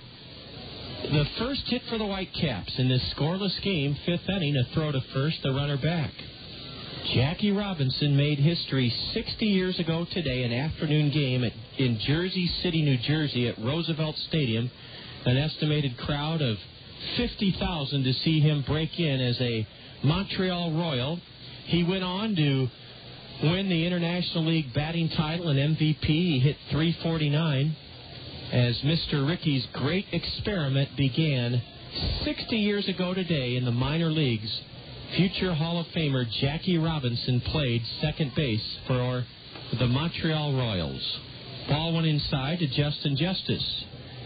Well, the Kernels have to be kicking themselves. They've had far better scoring chances than West Michigan has had so far tonight, but haven't been able to put anything together in a string, and it's 0-0 here in the 5th. Ball 2 is down and in, and that made Justin Justice skip the rope. Jackie Robinson became the biggest drawing card in the National League from 1947 to 1952. People came out in droves to see him. A line drive smacked over the head of Schlichting, and what a play by Patrick Riley, skidding to his right to prevent that ball from going to the wall. First and second, nobody out for the Whitecaps. You could see this coming after the Kernels failed to do anything with their scoring chances in the first 3 innings. So here are the Whitecaps threatening to take the lead in this game. 2 on, nobody out for Ryan Roberson. Roberson struck out to end the 2nd inning. Well, they say in baseball that the second time through the order is usually a bit tougher for the pitcher, and that's been the case. Nick Adenhart has given up a couple of hard-hit singles, but he's still in position to try to get out of this jam. Swing and a miss on a changeup by Adenhart to the big right-handed batter, Ryan Roberson. Roberson hitting .297, no home runs, 5 RBIs. From George Washington University in our nation's capital. Adenhart whirls and throws in behind the runner at second, Maybin, but Ryan Leahy puts the tag on too late. Ryan Roberson had a big night last night. He was 3 for 4 with an RBI, and there's ball one, high and outside to Ryan Roberson. 6'5", 240. He lives in Silver Spring, Maryland. You know, I'll always remember that name, Silver Spring, Maryland, for a tragic occurrence. And this isn't a political statement because I don't want to imply that I was a fan of George Wallace, but George Wallace was shot in a shopping center parking lot in Silver Spring, Maryland, I think about 1973 or 4, by a fellow named Arthur Bremer. Strike 2 to Ryan Roberson. Strike 3 called. Big strikeout for Nick Adenhart, his 4th of the night. And the Whitecaps will now need a base hit from Dusty Ryan or Jeremy Laster, as Ryan Roberson could not advance the runners. Catcher, Dusty Ryan. Now a double play would get the Kernels out of the inning. Dusty Ryan struck out looking, leading off the 3rd inning. 0-0, and a strike called as Ryan, the number 7 hitter, bats with 2 on, 1 away. Top of the 5th inning, no score. Dusty Ryan stands straight away from the right side, and he lifts the next pitch foul way up into the right field bleachers. Strike 2. Well, I wonder if old Roosevelt Stadium is still standing in Jersey City, New Jersey, where Jackie Robinson broke in with 4 RBIs, 4 runs scored, 2 stolen bases, and he invoked 2 balks by the opposing pitcher. A high pop foul down the right field line, and it's caught by Mark Trumbo. The runner, Maybin, goes from 2nd to 3rd. Mark Trumbo made a sensational catch. Not only did he have to contend with the swirling wind down the right field line, but he stumbled onto the Colonel bullpen mound and held the ball for the catch. On to 3rd goes Cameron Maybin, and with runners at the corners and 2 out, Nick Adenhart will try to get Jeremy Laster to keep this a scoreless game. The defensive play of the night turned in by first baseman Mark Trumbo. As I said, he not only had to battle the wind, but the Colonel bullpen mound. He went down on his knees after catching it, popped up, and did not throw to 3rd, and that was a wise decision as Cameron Maybin advanced to 3rd on the foul pop by Dusty Ryan. A high fly ball into deep right center. Brad Kuhn is back, and Brad Kuhn has it to end the inning. Jeremy Laster flies out to right center, and Nick Adenhart pitches out of trouble. The first 2 Whitecaps singled, but they were stranded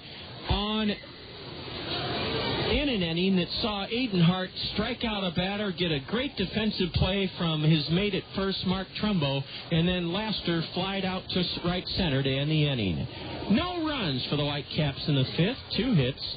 There were no Kernel errors. West Michigan leaves their first 2 men stranded of the ball game. The Kernels come to bat in the bottom of the 5th inning. It's still scoreless here at the ballpark, and you're enjoying Kernel baseball on the Kernel Radio Network. Service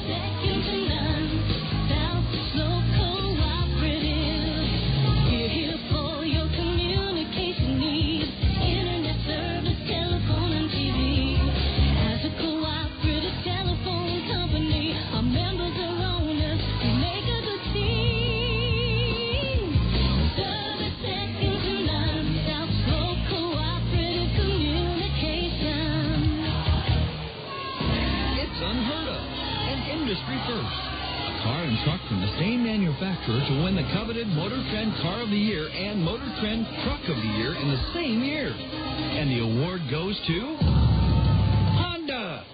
Yes, the 2006 Honda Civic wins the Motor Trend Car of the Year, and the 2006 Honda Ridgeline wins for Motor Trend Truck of the Year. And you can find them both at Randy Kill Honda on Center Point Road Northeast.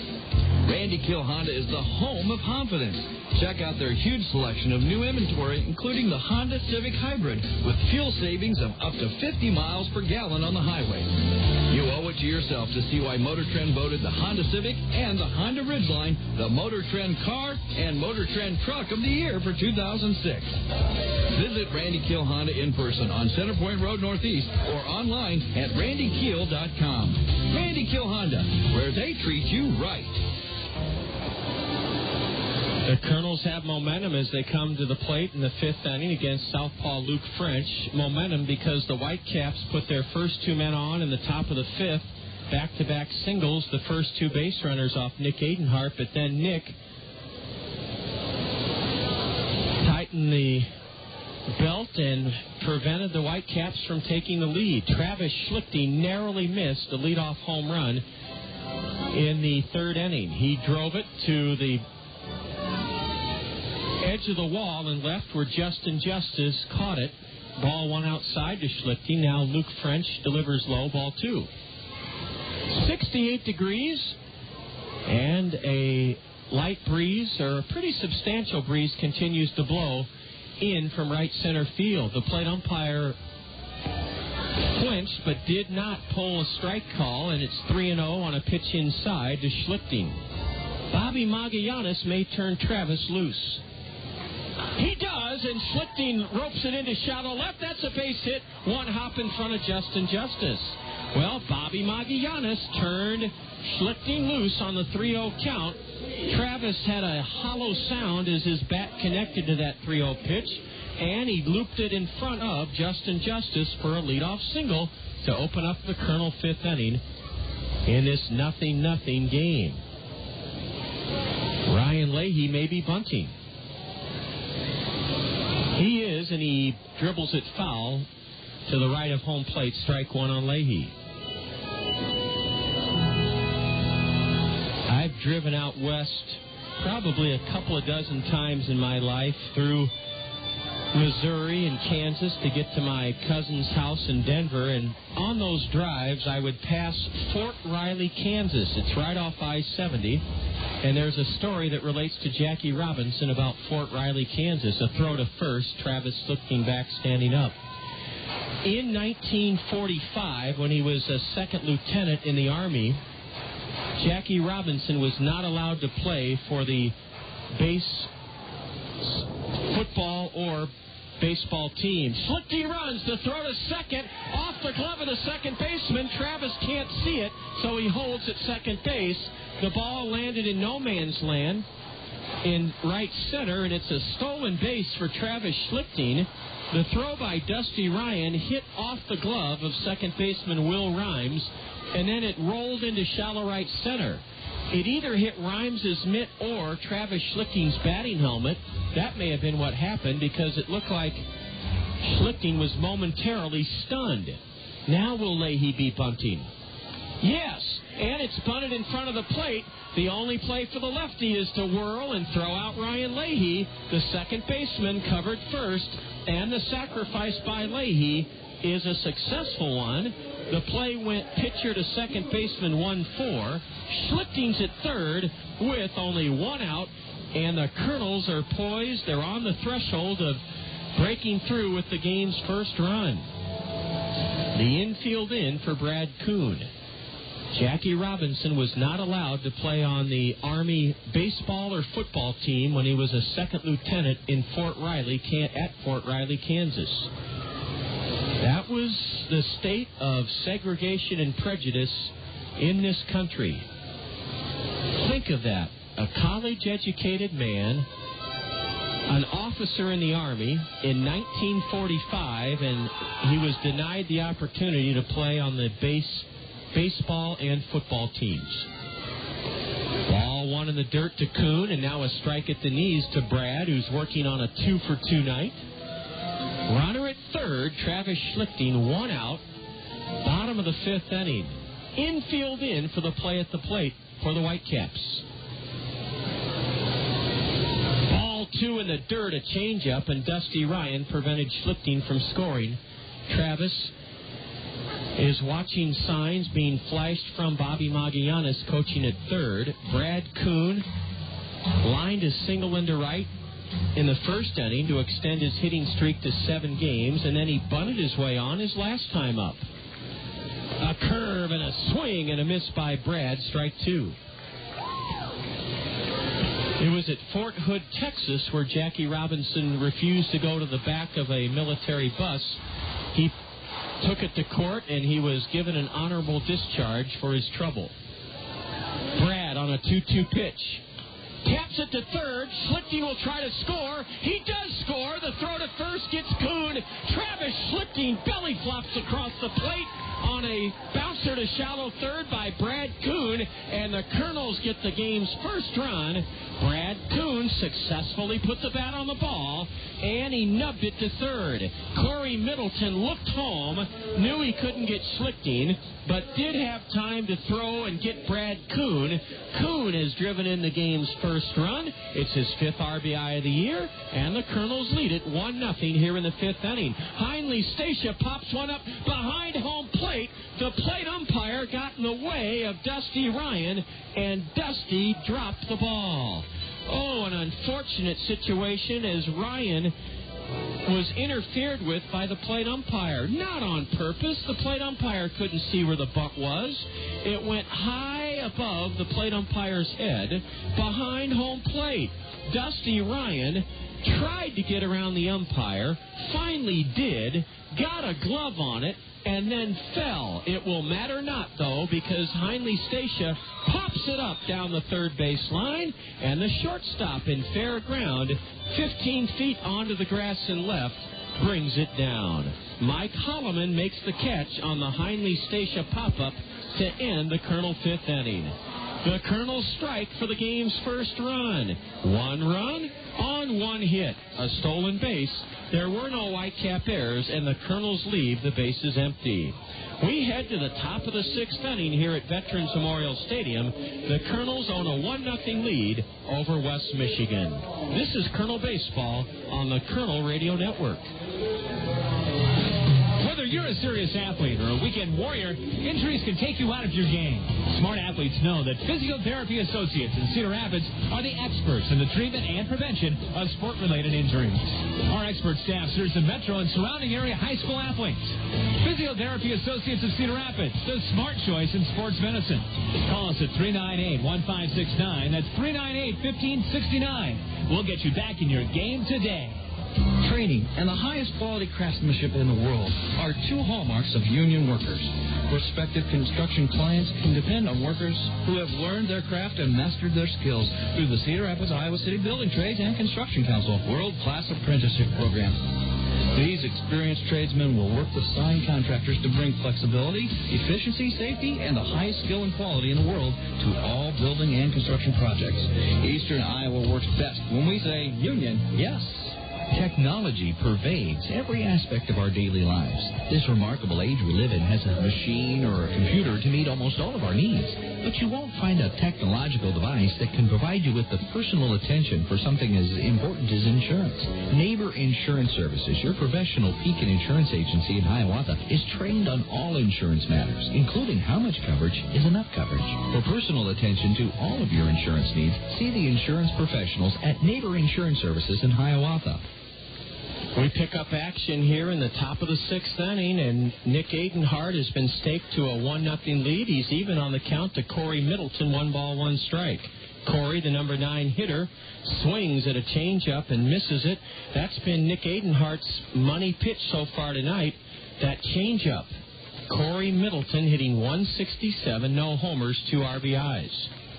Breaking pitch in the dirt, and it's 2-2. Twilight is turning into dusk here at Veterans Memorial Stadium. The wind is not much of a factor anymore. The flag high above the 403 sign in right center is just wavering a bit. as the 2-2 pitch to Middleton almost hit him, ball 3 at fastball. The deepest part of this ballpark is left center field. It's 407 feet to left center, 400 feet to dead center. The payoff pitch. Outside, Nick Adenhart walks the number 9 batter. That's the last thing he wanted to do. And the Whitecaps have their leadoff man aboard on the first walk allowed by Nick Adenhart. His fastball was just outside. Corey Middleton may be running. Will Rhymes will likely be bunting. The Kernels scratched across a run in the bottom half of the 5th inning and lead this game 1-0. Rhymes is not bunting, and ball 1 low to Will Rhymes. The smallest guy on the field had a thunderous bat last night, 3 for 5. So far tonight, he's flown out to center twice. Borderline pitch ruled high, ball 2. Nick Adenhart rubs the baseball up. He's probably still fuming about walking that number 9 hitter on a 3-2 pitch. Corey Middleton leads away at first. Rhymes pounces it foul off the end of the bat. Past third, strike 1. And I think Will broke his bat. No, he did not. It met the test of tapping the handle on the ground, and you did that as a kid. Well, if you're my age, you did. Nowadays, kids with aluminum bats don't have to tap the handle on the ground to see if it's broken. But you got that vibrating sound if it was. A little clunker into shallow left, but Patrick Riley has it measured near the line. Patrick spears it with one hand. And Will Rhymes, a .378 hitter who was a real thorn in the Kernels' side last night, is retired for the 3rd time this evening on a fly ball to left. 1-on-1 out here in the Whitecap 6th inning. We'll have our Springhouse trivia question for you in this top of the 6th inning. Lester and the gang at the Springhouse invite you to stop in and savor one of their signature dishes, the hot beef sandwich served with mashed potatoes smothered with gravy for only $5.65. Oh, that sounds delicious, doesn't it? At the Springhouse, ball 1 low, and now the next one is downstairs to Mike Hollimon, who's 0 for 2. The Springhouse invites you to call in this evening and try to earn a $5 gift certificate, and maybe you'll choose to eat that hot beef sandwich with mashed potatoes smothered with gravy. Oh, you don't have to have the gravy if that's not your taste, but the Springhouse will prepare it however you want. Mike Hollimon fouls it straight back. If you've been a winner already in our Springhouse trivia question, that's great, but please don't call in tonight. Another fastball on a 2-1 delivery is fouled over the screen, strike 2. And again, I ask you to cooperate and abide by our easy ground rules. Please don't call until the end of this top of the 6th inning, 1-0 Kernels. I'll give you the phone number to call, and then I'll give you the Springhouse trivia question. Swing and a miss on a changeup. Nick Adenhart fans Mike Hollimon, and that's the 5th strikeout for the Kernel right-hander. Number 14. Nick Adenhart pulled the string Joyce. on Mike Hollimon and got him swinging. Runner at first, 2 gone, and Matt Joyce will bat. He's 0 for 2. 1-0 Kernels here in the 6th. Lollipop curve is high to the left-handed hitter. The number you'll be calling is 896-7589. 896-7589. And I'll give you the Springhouse trivia question after this next pitch. Swinging a foul into the backstop. Strike 1. Who played Jackie Robinson in the 1950 black and white movie, The Jackie Robinson Story? Who played Jackie Robinson in the 1950 black and white movie, The Jackie Robinson Story? We'll take your calls after this half inning. A high drive drifting out of play onto the grass slope seating berm, now actually into the Randy Keel Confidence Picnic Pavilion down the left field line. 1-2 to the DH, Matt Joyce. He stands straight away from the left side, wears a pair of white batting gloves, and uses a white ash bat. Ball 2 sinks low to Joyce. Our Springhouse trivia question: who played Jackie Robinson in the 1950 black and white movie, The Jackie Robinson Story?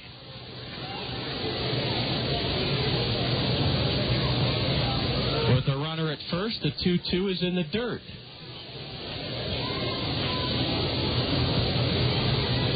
We'll be taking your calls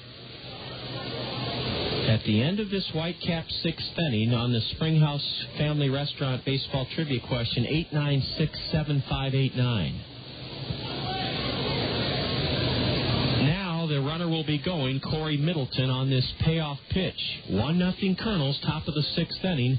Nick Adenhart comes set, and the delivery, swing and a miss, a changeup.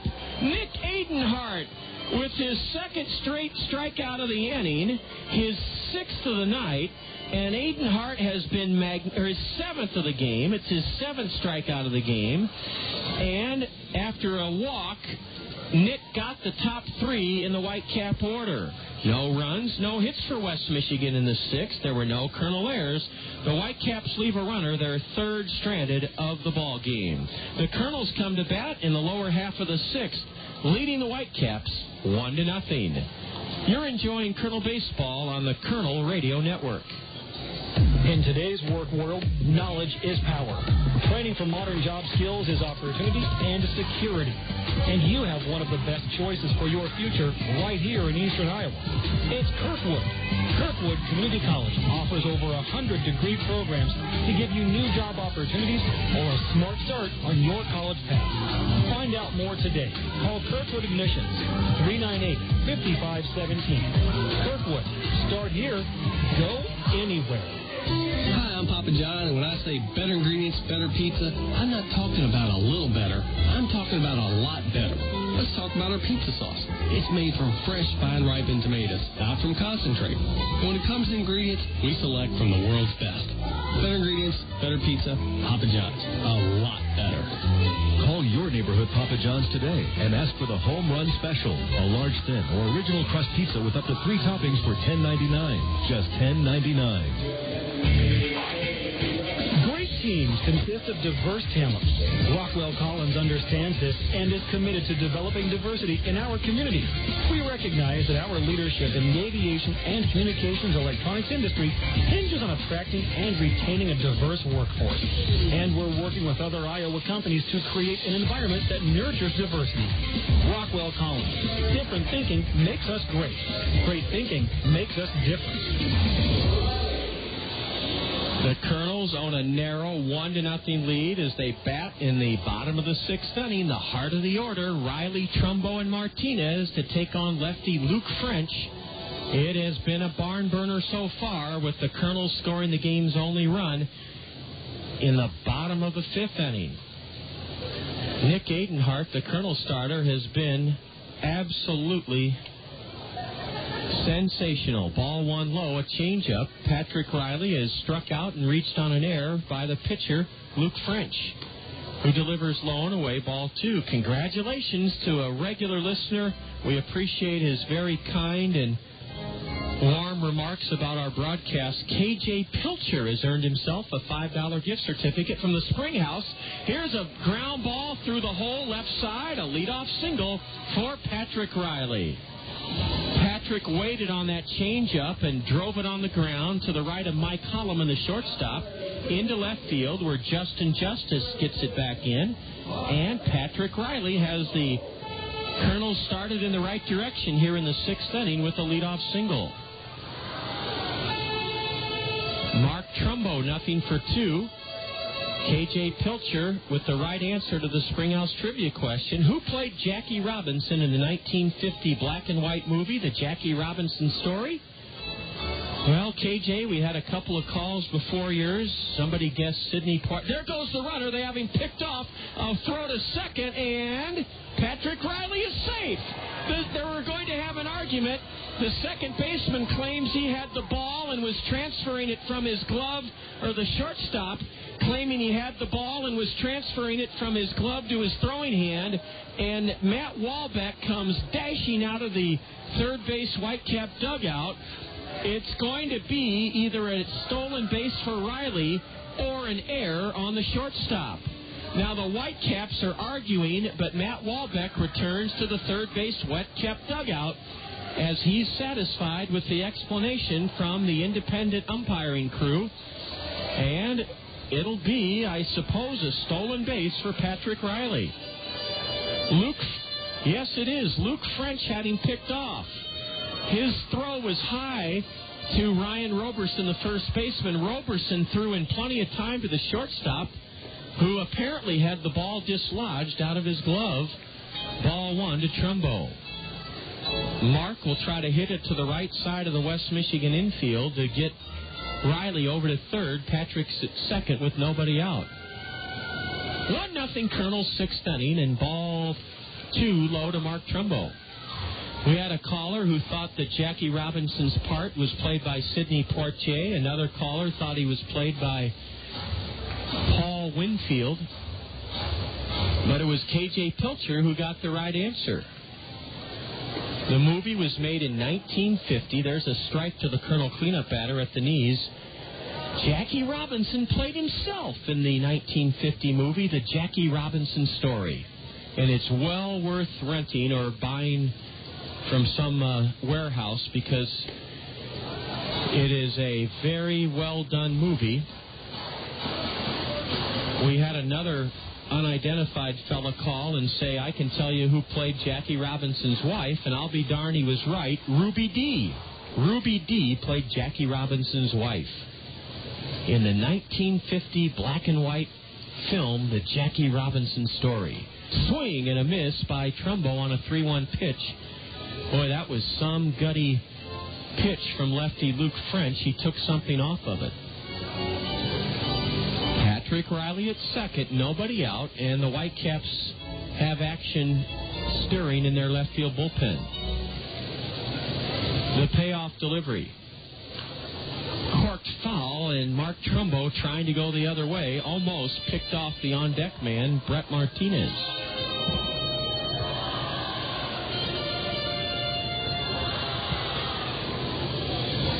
My brother gave me a video of the Jackie Robinson Story for Christmas a couple of years ago. Mark bounces it foul past first. I'll be darned, this kid's still trying to do the right thing on a 3-2 pitch. Mark Trumbo trying to hit the ball on the ground to the right side of the Whitecap infield to get his teammate Patrick Riley over to third. 1-0 Kernels. We're in the bottom of the sixth inning.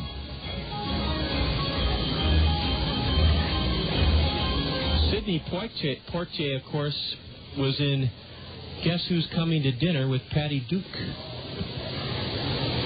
Swing and a miss by Trumbo on a changeup, but still a very good at bat for the Colonel cleanup man. Even on that pitch, he was trying to hit it the other way.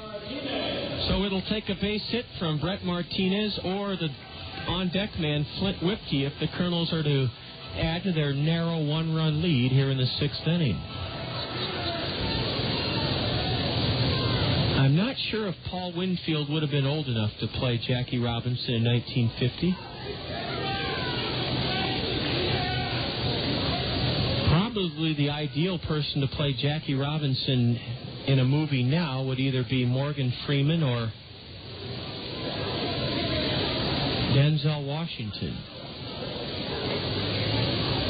The runner goes, and a little clunker into right center is a base hit. It's a base hit, and racing home to make it 2-0 is Patrick Riley on a Texas League single off the bat of Brett Martinez.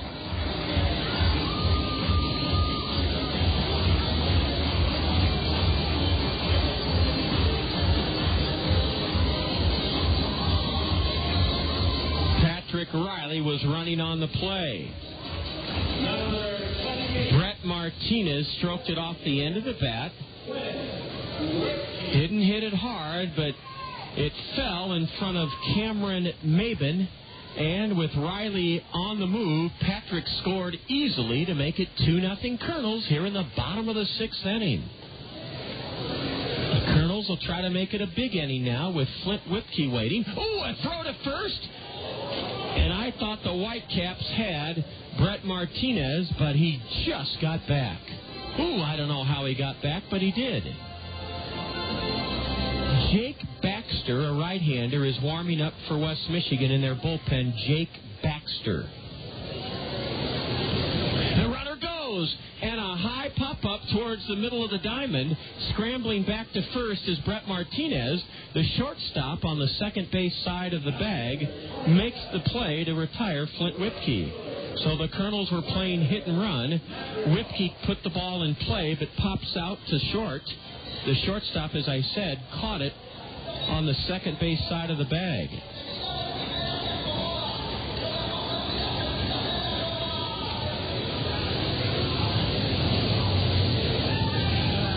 Warner Madrigal is batting for the third time tonight. He's 0 for 2, and Warner's hitting .293. 2-0 Kernels, and we're in the bottom of the sixth inning. Lefty Luke French is probably... Oh, time was called as French delivers home, and that pitch did not count as Madrigal was granted time by the plate umpire. This will likely be the last inning of work for Luke French, and he's pitched very well. Allowed 2 runs on 6 hits. He's fanned a pair, or 3 rather. He's fanned 3 and walked none. Madrigal takes a changeup low for ball 1. 1-0 to Warner Madrigal. 2 out. Martinez at first. 2-0 Kernels.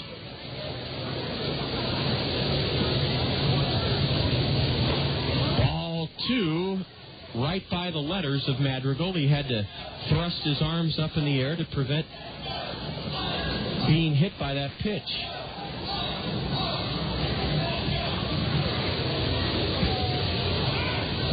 A throw to first, and Brett dives back in safely. Bobby Magianis has been putting pressure on the West Michigan defense throughout this game. And the Kernels own a 2-0 lead here in the home half of the sixth inning. Warner lifts it into shallow right. Jeremy Laster comes in a few steps to tuck it away and end the inning. Warner Madrigal skies to right, and the Kernels score a run in the sixth inning on 2 base hits, a stolen base. No Whitecap errors. The Kernels strand a runner, our 5th left of this ball game. After 6, the Kernels with single runs in the 5th and 6th innings on top of the Whitecaps, 2-0. You're listening to Kernel Baseball on the Kernel Radio Network.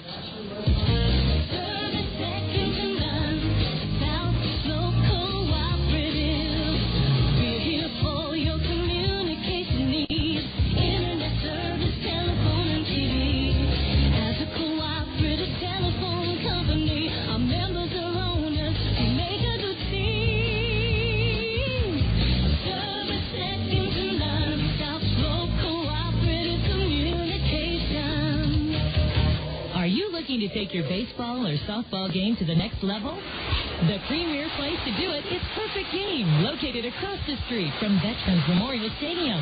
Perfect Game's professional baseball and softball instructors will help improve your pitching, hitting, throwing, fielding, and base running abilities in Iowa's premier training facility. For the best individual baseball and softball instruction and training, visit Perfect Game. That's Perfect Game, just a fly ball away from Veterans Memorial Stadium. When it comes to making buying decisions, people let their fingers do the walking through Yellow Book Yellow Pages. It's no wonder. Yellow Book's packed with ads, coupons, restaurant menus, and more. Delivering to homes and businesses throughout the area, Yellow Book combines the features consumers want with advertising rates business owners can afford. To place your ad, call 1-800-YB-YELLOW. That's 1-800-YB-YELLOW. Yellow Book, not the other book. Nick Adenhart, working on a 6-inning gem of a shutout, will have to face heavy artillery here in the Whitecaps 7th in the person of Cameron Maybin, the cleanup batter. He led off the 5th inning, first pitch swinging, and he roped one into center. That broke a string of 12 in a row that Nick Adenhart had set down to start the game. 2-0 Kernels, top of the 7th inning. Maybin on a knee-buckling curve took strike one. That was some big bender from the Colonel right-hander. Now the Colonel bullpen springs into action down the right field line. Swing and a miss by Cameron Maybin. Warming up for the Colonels is right-hander Tim DeJurgis. Tim DeJurgis is warming up for the Colonels. 0-2 to the Whitecap cleanup batter, and ball one is in the dirt. Well, thanks to Toyota Financial Services and the Gazette, we were out and about early this morning. We went to Benton County to visit the school in Atkins and Norway. The schools, the elementary schools in Atkins and Norway. Principal Andy Becker welcomed us into Atkins Elementary School. The kids sang their school pride song, and then they sang a couple of choruses of Take Me Out to the Ball Game. Accompanying us was Robert Mosbach. Mosbach told the kids that he played the recorder when he was a youngster and told them about his nickname, Moose. And the kids just loved hearing from Robert Mosbach on behalf of Toyota Financial Services, the Gazette, and the Kernels, our 8th annual reading program. A curve, and it's cut on and missed. Cameron Maybin is gone, and that is the 3rd strikeout in a row for Nick Adenhart, and that is his 7th strikeout of the game. His 8th. 8 strikeouts for Nick Adenhart. What an commanding performance by the 19-year-old right-hander, Nick Adenhart. He misses high to Justin Justice, who lashed a single to left his last time up, ball one. 7th inning, 2-0 in favor of the Kernels. Justice swings and misses. He took a home run cut. Nick Adenhart looks as strong and poised now as he did in the 1st inning. Tim DeJurgis warming up for the Kernels down the right field line. Adenhart's 1-1 is swung on and fouled off to the left, strike 2. Then it was on to Norway, and it was Principal Eric Hinker that welcomed the Gazette, myself, Toyota Financial Services, and Colonel pitcher Robert Mosbach. Here's the 1-2. In the dirt, a changeup, and it's 2-2. And Mr. Fink, the PE teacher at Norway Elementary School, showed us the 19 state championship trophies on display in the elementary school. Baseball championships, that is. Ooh, a fastball darts in low, and it's a full count now to Justin Justice. 2-0 Kernels. This is a big, big pitch from Nick Adenhart. Ground ball, hit sharply to short. Stacia has it. On to first with the throw for the out. Justin Justice spanked it hard on the ground, but there was Heinley Stacia to gobble it up and get his man. 2 away here in the top of the 7th inning.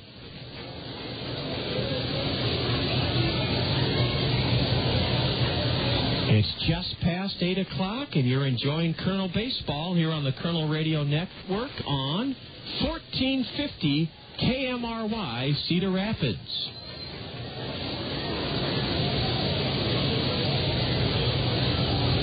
Big gap in left center as Brad Kuhn plays Ryan Roberson to hit the other way.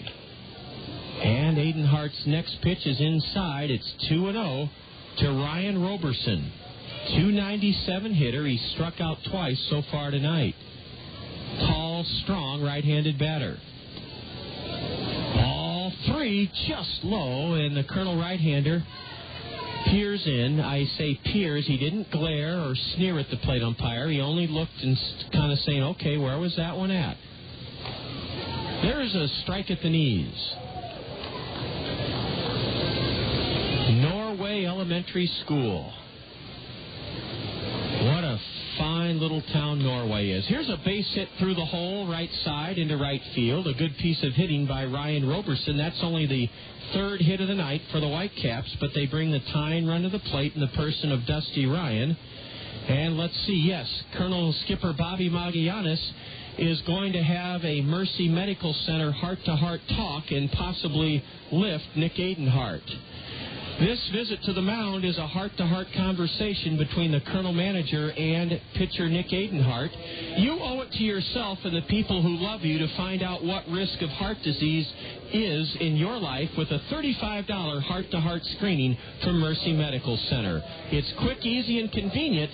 Call Mercy soon at 398-6821. Listen to the hand for Nick Adenhart as he leaves the game. The crowd on its feet to applaud the great performance by the Colonel right-hander.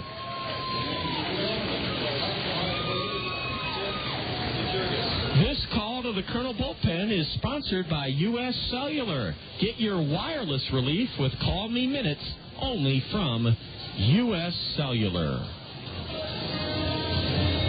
Well, Bobby Magallanes calls in Tim DeJurgis, D-I-D-J-U-R-G-I-S. DeJurgis is from Regis University in Denver, Colorado, the same school that produced Colonel Hurler a year ago, Frederick Deloise-Gacarni. Nick Adenhart was about as good as you can be in a third start of a season. He goes 6 2/3. So far, he's allowed no runs on only 3 hits. Adenhart struck out 8, and he walked 1. No wild pitches, no hit batsman. Tim DeJurgis has answered the U.S. Cellular call to the Colonel bullpen, and he'll face Dusty Ryan who represents the tying run at the plate, Dusty Ryan.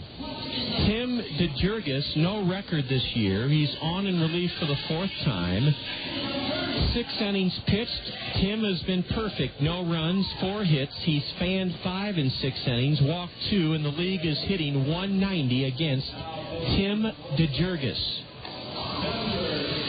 We understand from Mr. Fink and Principal Eric Hinker at Norway Elementary School that a documentary film is in the works about the final season of high school baseball in Norway, Iowa. And hopefully that project, I think they're only going to take about 6 to 8 weeks to film it. And it should be very, very well received in this community and hopefully across the nation. If you've ever been to Norway, there are a couple of signs that greet you. A pair of baseball bats crossed, and then a home plate, and the welcome is something like, "Welcome to Norway, a great place to come home." DeJurgis pulls the string, and a swing and a miss by Dusty Ryan. I bet a lot of folks are listening in tonight to Colonel Baseball in Norway, Iowa. The 0-1. Fastball in tight, ball 1. Ryan struck out looking and fouled out down the first baseline. His last time up, that was in the 5th inning. The 6'5" Colonel righty delivers upstairs, and it's 2-1. Matt Walbeck is flashing signs to both his runner at first, Ryan Roberson, and the batter, Dusty Ryan.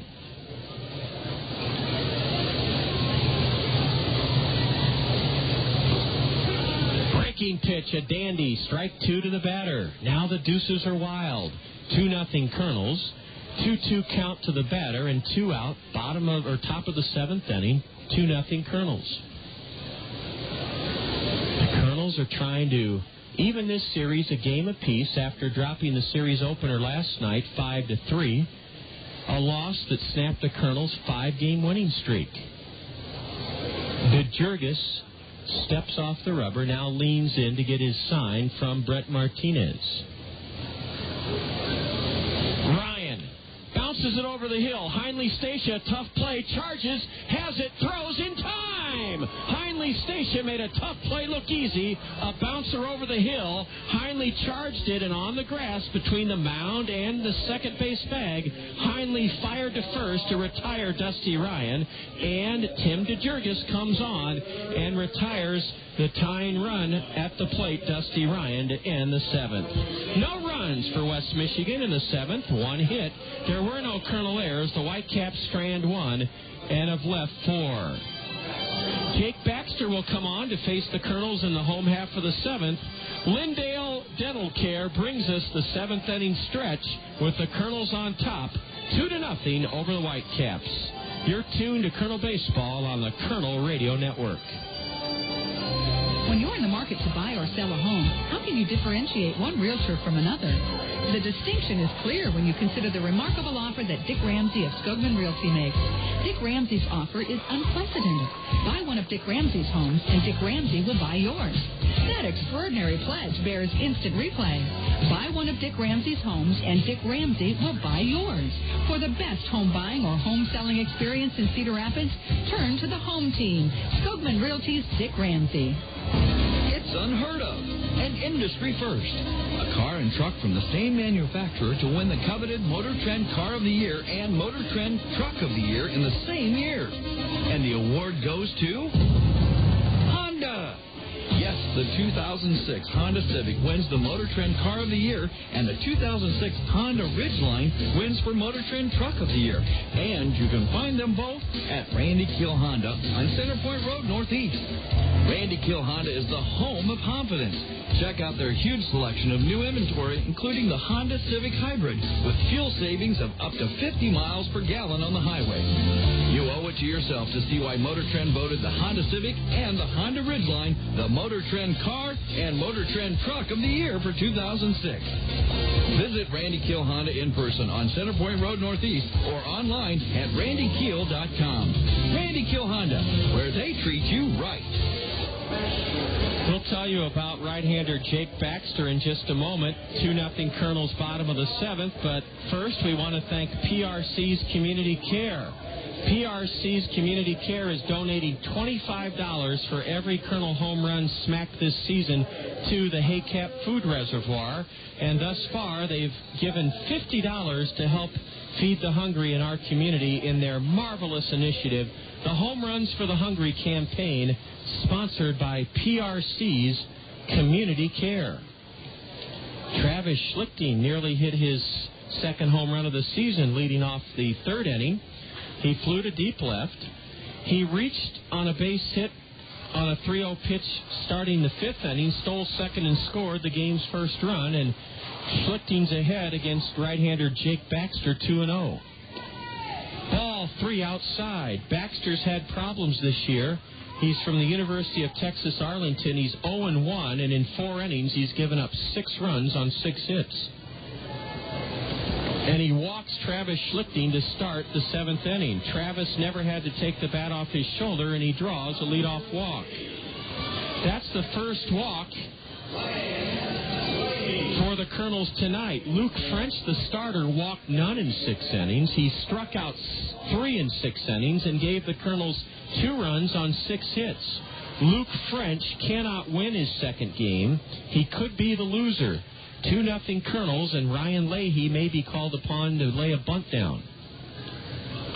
A bunt in front of the plate is barehanded by the catcher. I think he had a play at second, but instead he chose to throw to first, and it's the second baseman covering first, Will Rhymes. The sacrifice by Leahy, his second successful sacrifice bunt. It went catcher to second baseman 2-4, and Leahy is high-fived in the Kernel first base dugout for his second successful sacrifice bunt.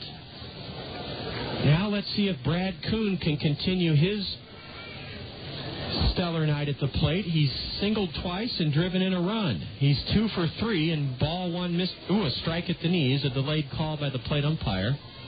Jake Baxter is from University of Texas Arlington, a 22-year-old right-hander, and he's in his second year of professional baseball. Ball 1 is high to Brad Kuhn, left-handed batter. Baxter's wearing a long sleeve, almost black, dark blue sweatshirt underneath his gray road top. And a fastball just missed. That looked like a pretty good pitch from 6'5", 210-pound Jake Baxter, in relief of starter Luke French.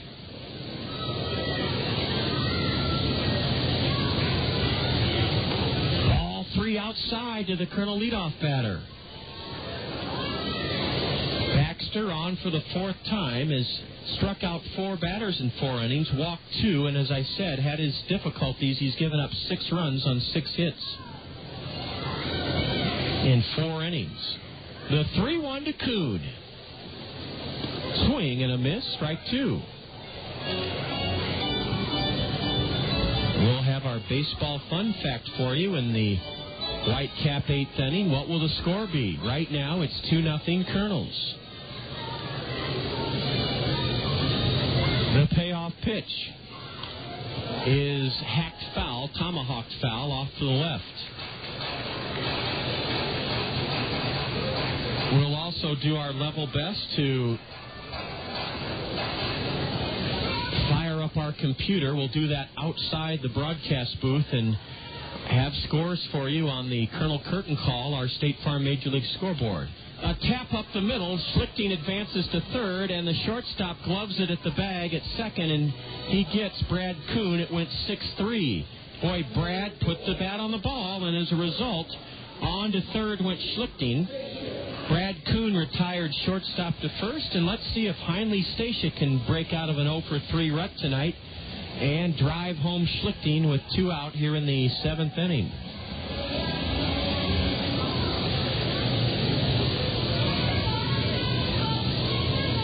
I haven't made a monumental deal out of it, but I'll tell you what, we have been helped immensely this week and last by our good friends and supporters at KMRY.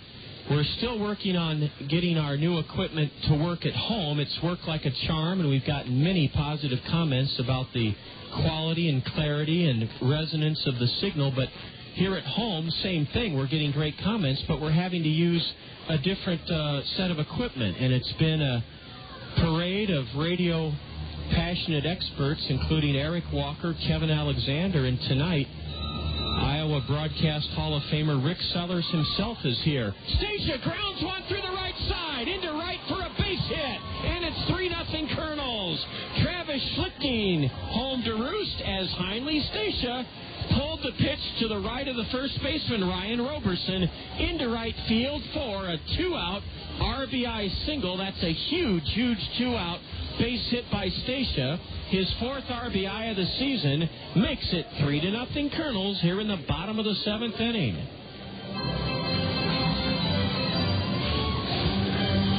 We have a saying in baseball that if the president of the club, the COO, or the general manager is out putting the tarp on a rainy, cold, miserable day, the saying is that guy's not afraid to get his hands dirty. He's not afraid to pitch in, even though he's the top man. And that's exactly what the philosophy is here on the Colonel Radio Network with Rick Sellers, the president of K-Memory. And I know Rick is probably saying, "Oh, John, now pipe down a bit." But I'll tell you what, for Rick to come out here on his own time and on his own initiative and run this broadcast for us is really unprecedented, and it shows that the live and local philosophy is being played out in person by Rick Sellers. And Rick, on behalf of our listeners, we want to thank you for being a part of the success of this first part of the season with a few little hiccups to overcome. We really, truly appreciate it. 1 ball, 1 strike to Patrick Riley. 3-0 Kernels here in the 7th inning. It would be like President Bush or Vice President Cheney coming into a 10th grade civics class unannounced to teach. They care that much. It would be showing that they care that much about what they do.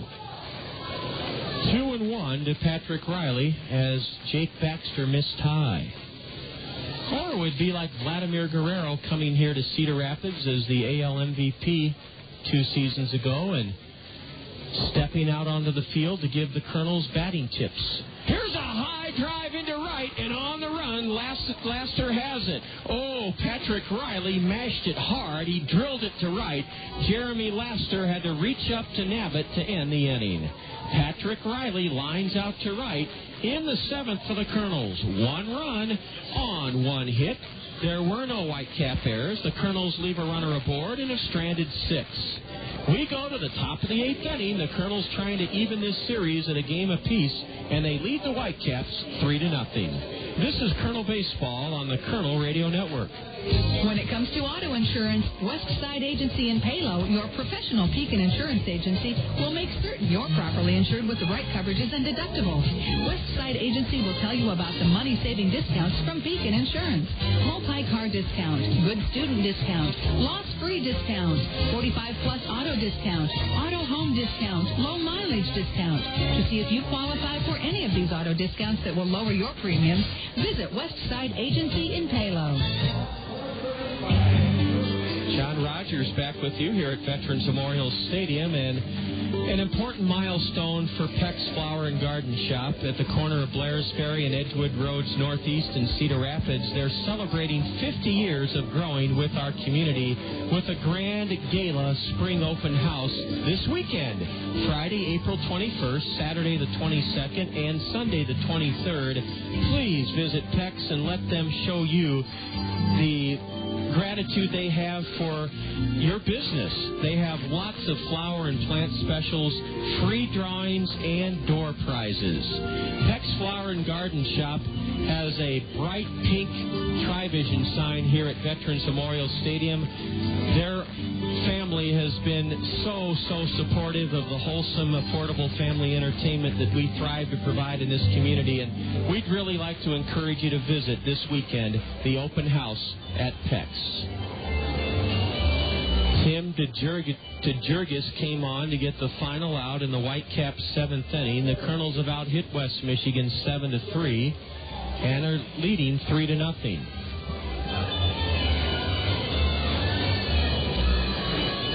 Up on his feet and throwing in the Kernel bullpen is Ryan Aldridge.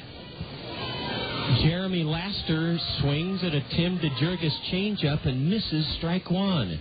Jeremy Laster is 0 for 2 so far tonight. He hits 8th in the Whitecap order, takes a robust cut and misses strike 2. Laster, Laster. He's from Nashville, Tennessee, and he's in his 4th year of professional baseball. Jeremy pops it foul into the first base stands to stay alive. Kernel starter Nick Adenhart was in total command in his 6 2/3 innings. He gave up no runs on 3 hits, struck out 8, walked 1. DeJurgis ahead of the right-handed batter. Strike 3 called, and Jeremy Laster yelps at the plate umpire. He thought that pitch was low and outside.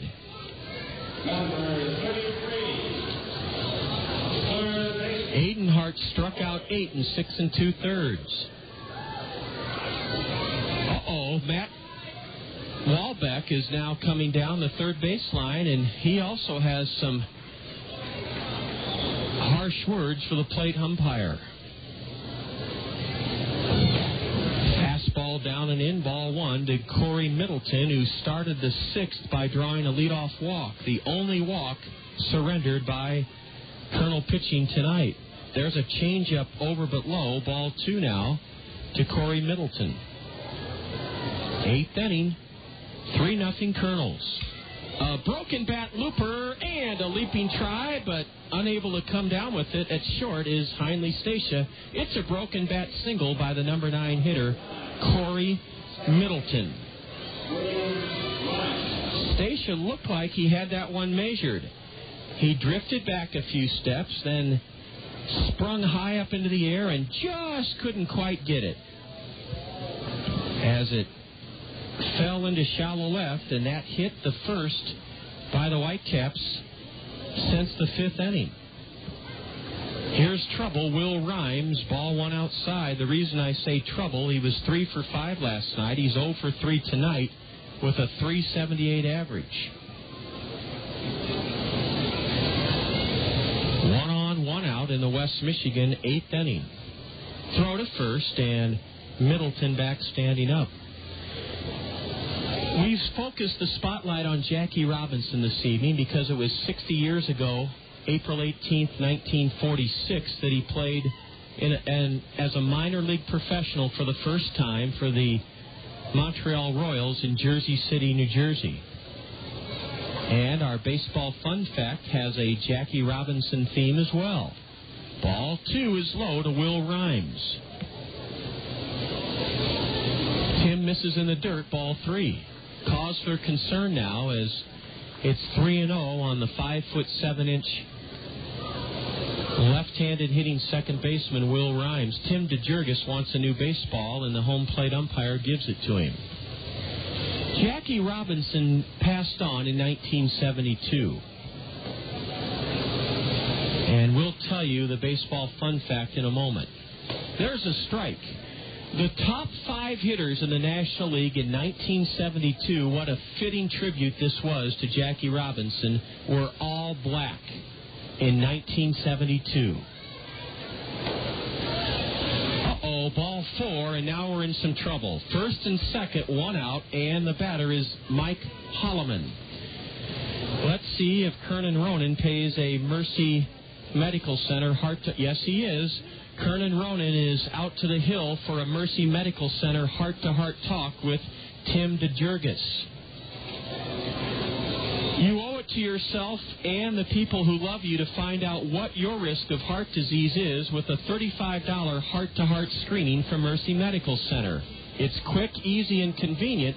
To schedule your appointment that could save your life, call Mercy at 398-6821. And as I announced that Mercy Medical Center heart-to-heart talk, they highlighted on the video board here as well. Kernan Ronan with a Mercy Medical Center heart-to-heart visit to the mound. Well, the Kernels could sure use a pop-up strikeout or double play. West Michigan with one of their few scoring threats tonight. They put their first 2 men on in the 5th inning. Nick Adenhart worked out of that jam. Breaking pitch over, strike 1 to Mike Hollimon. Switch hitting shortstop, nothing for 3 tonight. The year Jackie Robinson passed away, 1972, here were the 5 top hitters in the National League, all black. Billy Williams, Ralph Garr, Dusty Baker, Cesar Cedeno, Bob Watson. Swing and a miss by the batter, strike 2.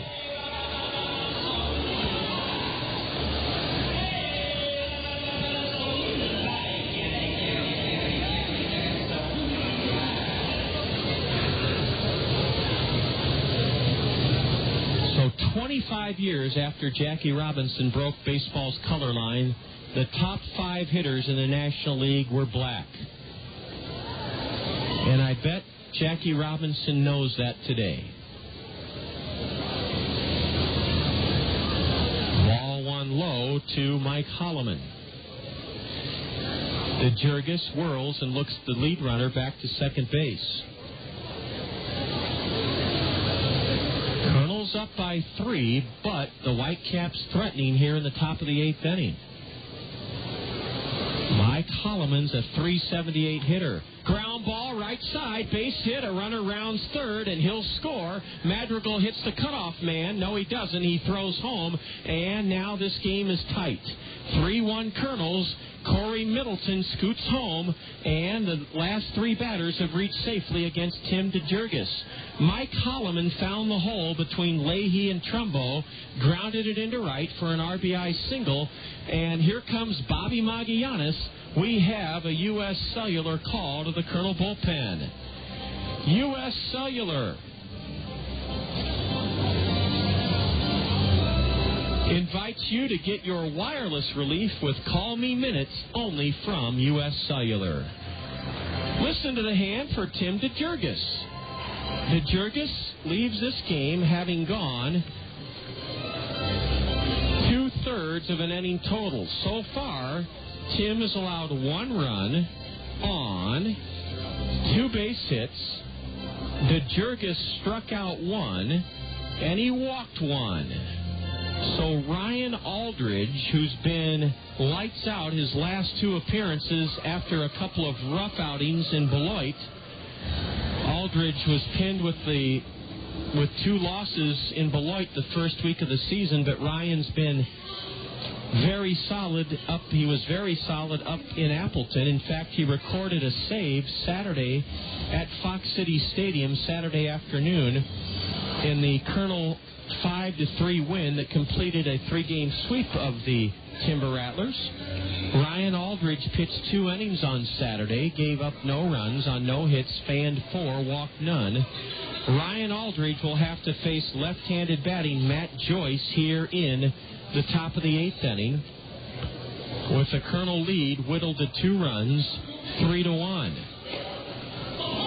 Aldridge is a 22-year-old right-hander from Middle Georgia College, and he was taken in the 17th round by the Angels in 2004. Ryan is in his 3rd year of pro ball. Previous to this season, he'd only pitched in 22 games, 5 as a starter, and a lifetime record of 0-5 counting this season.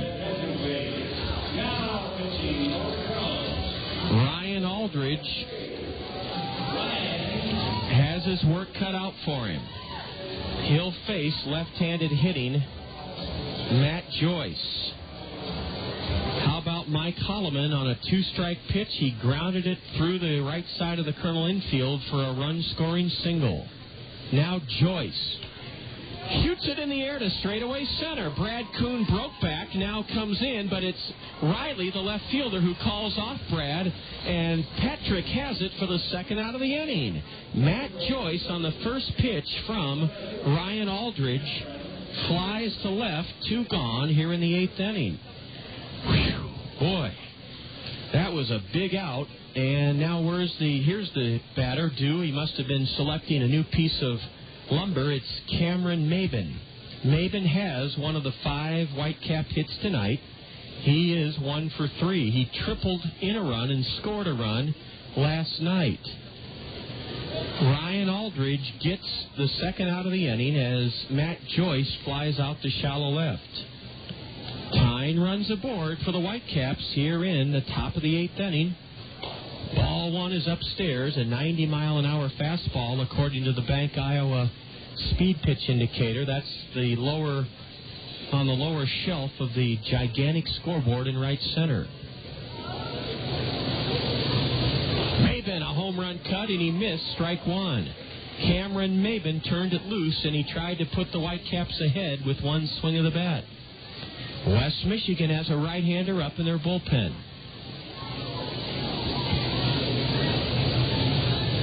Ryan Aldridge is set at the letters, the 1-1. Fouled away to the right, strike 2.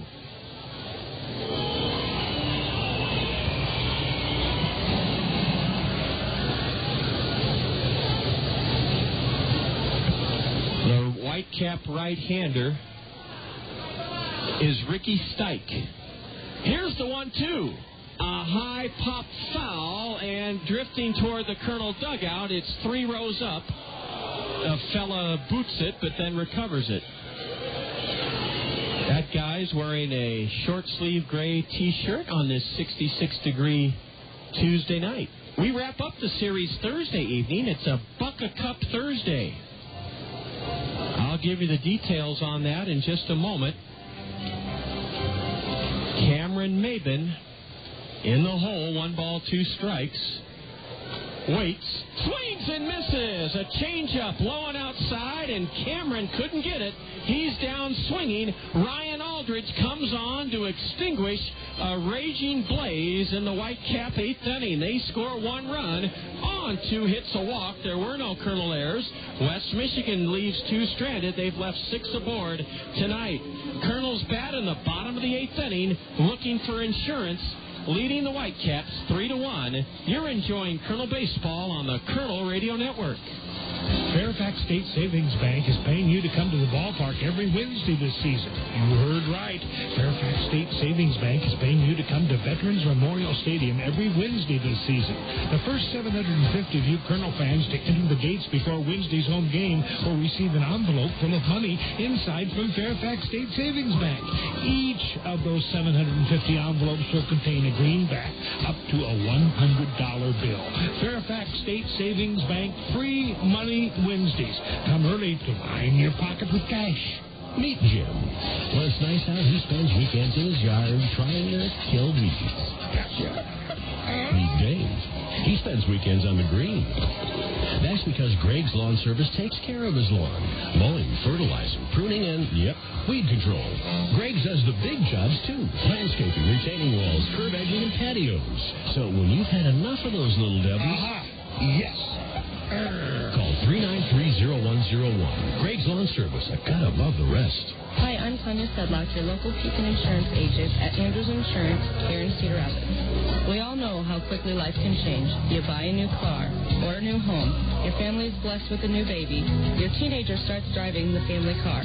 I'm here to help with a complete line of insurance plans to give you protection when you need it the most. Pekin Insurance has been in business of insuring people for 85 years. I'm here to put your interests first. Please visit me, Tanya Sedlock, at the Andrews Agency. Mark Trumbo is first up from the cleanup slot, and he's 0 for 3. Ball one low from right-hander Jake Baxter. It's a 3-1 game. Kernels lead in the bottom of the 8th. Strike one on the outside corner to Mark. Mark Trumbo just hasn't been able to get it going yet. He's coming off back spasms that sidelined him for 5 days. And the right-hander wings the next one outside, ball 2.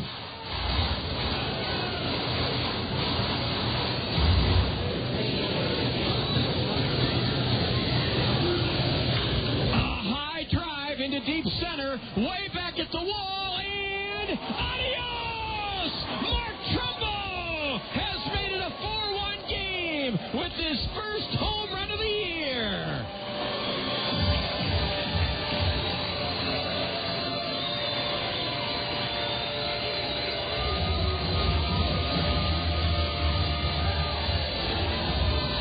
The crowd is exuberant.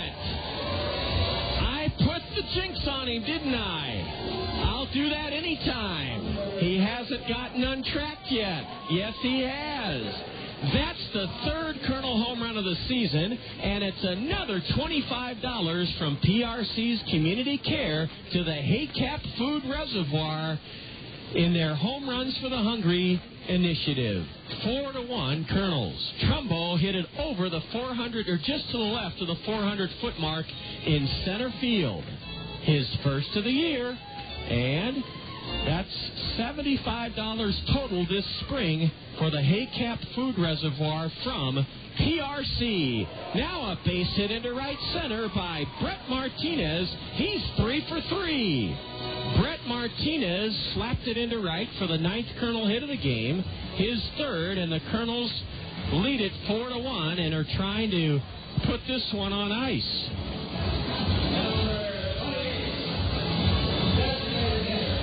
And I mean, that ball jumped off Mark Trumbo's bat. Cameron Maybin went back, but it disappeared over the 8-foot-high dark green padded wall. And it's 4-1 Kernels. Brett Martinez followed with a base hit to right. And a curve from Jake Baxter is a strike call to Flint Whipke. Whipke 0 for 3 tonight. Well, Mark Trumbo will remember that one for the rest of his career. His first Kernel home run. Martinez running, a swing and a miss, and the throw to second nails Brett Martinez. The second baseman, Will Rhymes, put the tag on Brett Martinez, who stole a base earlier tonight, and the caught stealing goes catcher to second, 2-4. This crowd is still buzzing about that home run socked over the center field wall by Mark Trumbo. A pitch in the dirt, swung on and missed by Flint Whipke, and a throw to first by the catcher completes the strikeout of Flint. 2 gone here in the 8th inning, and the Kernels up 4-1. Warner Madrigal is trying to break out of a 0 for 7 skid here in this series. Warner, right-handed batter, takes an awkward swing at a changeup, didn't get it, strike one. I told you I'd give you the details on the series finale here Thursday, Buck a Cup Thursday. You can enjoy a 12-ounce draft beer or soda for only $1 on Thursday. Slushies are just $1. Bottled soda and water are only $2. This Thursday, a Buck a Cup Thursday. Madrigal loops the 1-1 pitch high up into the screen for strike 2. 4-1 Kernels here in the bottom of the 8th inning.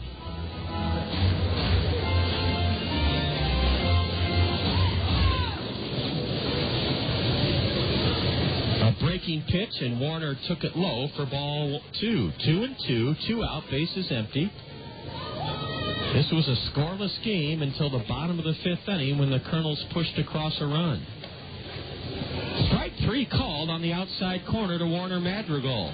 A leadoff home run by Mark Trumbo and another $25 to the Haycap Food Reservoir from PRC's Community Care. 1 run on 2 hits in the 8th for the Kernels. There were no Whitecap errors, and the Kernels leave the bases empty. And after 8, it's 4-1 Kernels. This is Kernel Baseball on the Kernel Radio Network. Cedar Rapids' oldest wholesale greenhouse is also Cedar Rapids' full-service landscaping and lawn care center. Cedar Rapids Greenhouses has been serving eastern Iowans for 50 years at the corner of Johnson Avenue and Edgewood Road, behind Guppy's on the Go. Cedar Rapids Greenhouses has a full line of trees and shrubs like magnolias, maples, and lilacs. And for a limited time, buy any potted tree and Cedar Rapids Greenhouses will deliver and plant it free.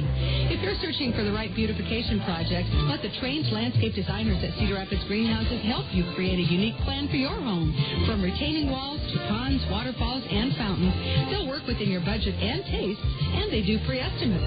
Lawn care featuring mowing, fertilization, seeding, sodding, aeration, dethatching, maintenance, and cleanup are all done with care and precision. For the highest quality and low prices, see the difference at Cedar Rapids Greenhouses, Eastern Iowa's full-service landscapers at the corner of Johnson Avenue and Edgewood Road. Hi, I'm Phil Andrews, your local Pekin Insurance agent at Andrews Insurance in Cedar Rapids. I'd like to introduce you to an easy-to-understand, affordable life insurance plan with great benefits. It's simplified issue whole life from Pekin Insurance. The plan requires no medical exam, has guaranteed rates for life, and a guaranteed cash value. Life insurance made simple and affordable from Pekin Insurance. To learn more, contact me, Phil Andrews, at Andrews Insurance. 911 on hand here tonight to see if the Kernels can even the series at a game apiece, leading 4-1 here in the top of the 9th inning. It'll be Ryan Aldridge to try to save it for the starter, Nick Adenhart. Kernels have out hit the Whitecaps 4-1 or 9-5 and lead it 4-1. Justin Justice is first up. Swing and a miss on a fastball. My goodness. How can a guy be swinging from the heels like that when his team trails? Well, the game's played differently today. It used to be it took a strike. A dribbler foul behind the plate, strike 2. Justice has one of the 5 Whitecap hits.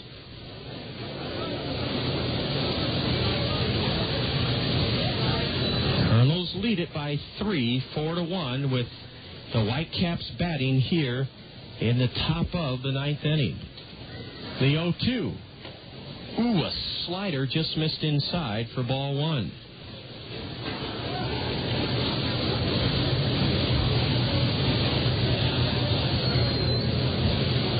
Now Justice in the hole. Fouls it off his fist, off to the left.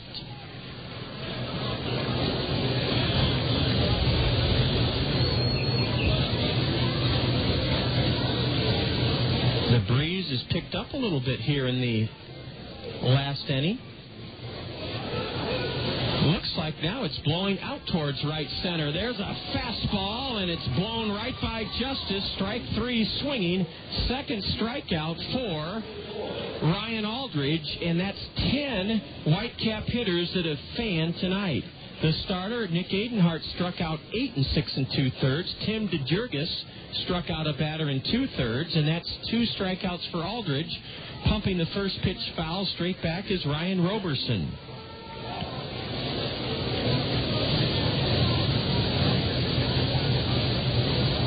Roberson, a tall, right-handed hitting first baseman with a slightly open stance. I said earlier he's built like a young Frank Howard.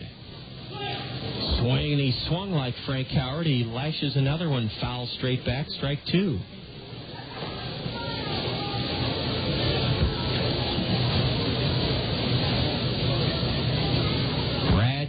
is playing this batter to hit into right center. Swing and a miss. Power pitching by Ryan Aldridge. That's 3 strikeouts in a row.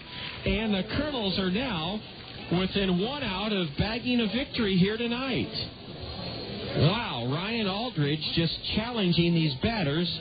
And so far, the Whitecaps have not been able to touch the Colonel right-hander, Ryan Aldridge. The crowd on its feet clapping in unison, led by the Colonel Pep Squad. Nobody on, 2 away. We're in the top of the 9th inning. The 1-0 to Dusty Ryan is inside for ball 2. 911 taking in the action here tonight.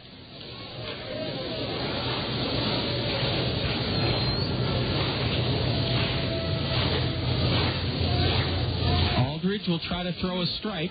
He does, and it's bashed into deep left center, way back at the wall, and it's off the base of the 378 mark. Around first is Dusty Ryan, standing at second with a 2-out double. Well, Dusty Ryan was sitting dead red fastball, and that's what Ryan Aldridge served up, and Ryan pasted it into left center for a 2-out double. The positive is that Ryan Aldridge threw a strike, and you'd almost rather have a guy get a double than walk him in the 9th inning. That's the 6th hit of the night for the Whitecaps, and out to the hill goes Brett Martinez.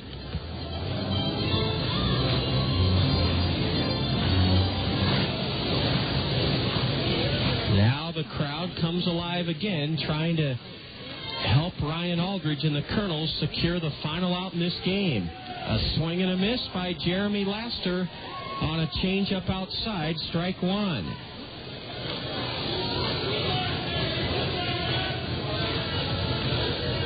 Runner at second, Dusty Ryan. 4-1 Kernels, top of the 9th. Laster takes strike 2 called at the knees.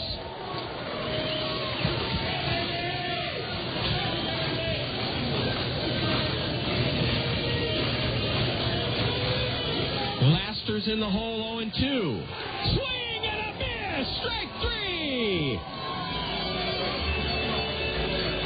3 strikeouts in the 9th inning, sandwiched between a double and 4 strikeouts for Ryan Aldridge in the 9th inning. No runs for the Whitecaps. 1 hit, no Colonel errors. West Michigan leaves 1. They stranded 7, and the Kernels have evened this series at a game apiece, avenging last night's 5-3 Whitecap win with a 4-1 victory here tonight. The Kernels are a happy bunch as they congratulate one another between the first base line and second base. Ryan Aldridge notches his second save, and Nick Adenhart was rock solid in posting his second win. 4-1 Kernels. Will be back with the totals, highlights, and more next on the Colonel Curtain Call here on the Colonel Radio Network. Next up, a musical taste of Dr. Pepper. It's a new spin on an old vibe. From me to you, a tasty sip of Dr. Pepper for your ears, and it starts like this. I'm a pepper, he's a pepper, she's a pepper, we're a pepper, wouldn't you like to be a pepper? Now that's cool, but pepper is a little better. So let's slide in a taste of this. I'm a pepper, right on. But there's still more to it. I mean, there's nothing like it, because every sip is a kick and mash up of 23 different flavors. So for the true taste of Dr. Pepper, we dial it up even more.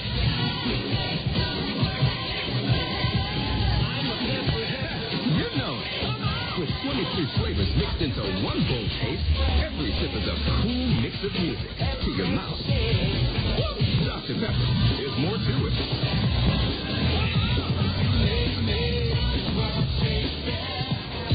Your home is a place for savoring all the good things in life.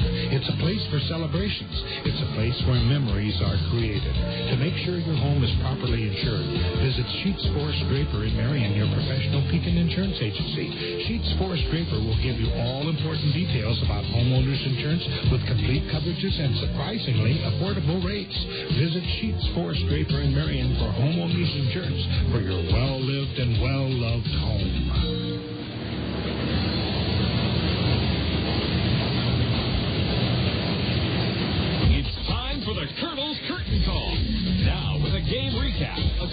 look at the State Farm scoreboard and a look ahead to upcoming action, let's rejoin the voice of the Kernels, John Rogers. Good pitching and sound defense led the Kernels to a 4-1 victory here tonight. The game only took 2 hours and 12 minutes before a crowd of 911. Welcome back to Veterans Memorial Stadium on the Kernel Radio Network. John Rogers reporting with the honor of having Rick Sellers working alongside. This game was scoreless through 4.5 innings. The reason it was scoreless is Colonel right-hander Nick Adenhart set down the first 12 batters in the Whitecap order. 4 perfect innings from Nick Adenhart.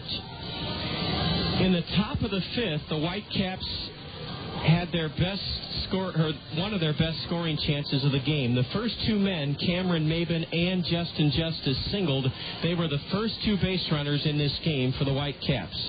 But Nick Adenhart, who struck out 8 in 6 2/3, got Ryan Roberson on strikes looking.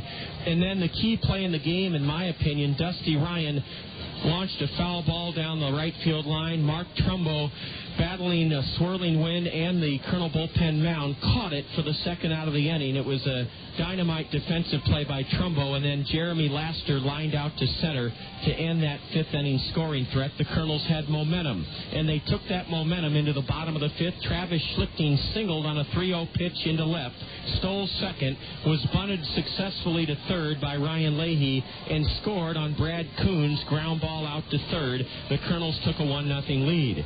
In the bottom of the 6th inning, Patrick Riley led off with a base hit to left, stole second, and scored on a Brett Martinez Texas League single into right center. Martinez was 3 for 3 tonight, and he made it 2-0 Kernels in the bottom of the 6th inning. The Kernels made it 3-0 in the 7th inning. Travis Schlichting walked, facing right-hander reliever Jake Baxter. Ryan Leahy sacrificed bunt and successful. Schlichting went to second, and with 2 out, Heinle Stacia cranked a base hit into right. RBI number 4 on the year for Stacia, and he drove home Schlichting to make it 3-0 Kernels. The Whitecaps threatened, though, and made a game of it in the 8th inning. With 1 out, Corey Middleton, the number 9 hitter, singled to left. Will Rhymes walked, and Mike Hollimon singled to right off Tim DeJurgis. That run made it 3-1 Kernels. In came Ryan Aldridge. He got Matt Joyce on a first pitch to fly to left, struck out Cameron Maybin to end the inning. Maybin was batting with the tying runs aboard. He was the go-ahead run, but Ryan Aldridge struck him out to end the 8th inning. Meanwhile, in the bottom of the 8th inning, Mark Trumbo broke out of a early season hitting rut. Mark had been making good contact, but wasn't hitting the ball particularly hard. He sure did, leading off the 9th inning, as he socked his first home run of the year over the center field wall to make it 4-1 Kernels. PRC's Community Care donates $25 to the Haycap Food Reservoir to help eliminate hunger in our community in their Home Runs for the Hungry campaign. The 3rd home run of the season by the Kernels as a team, Trumbo's first, and now $75 donated by PRC's Community Care to the Haycap Food Reservoir.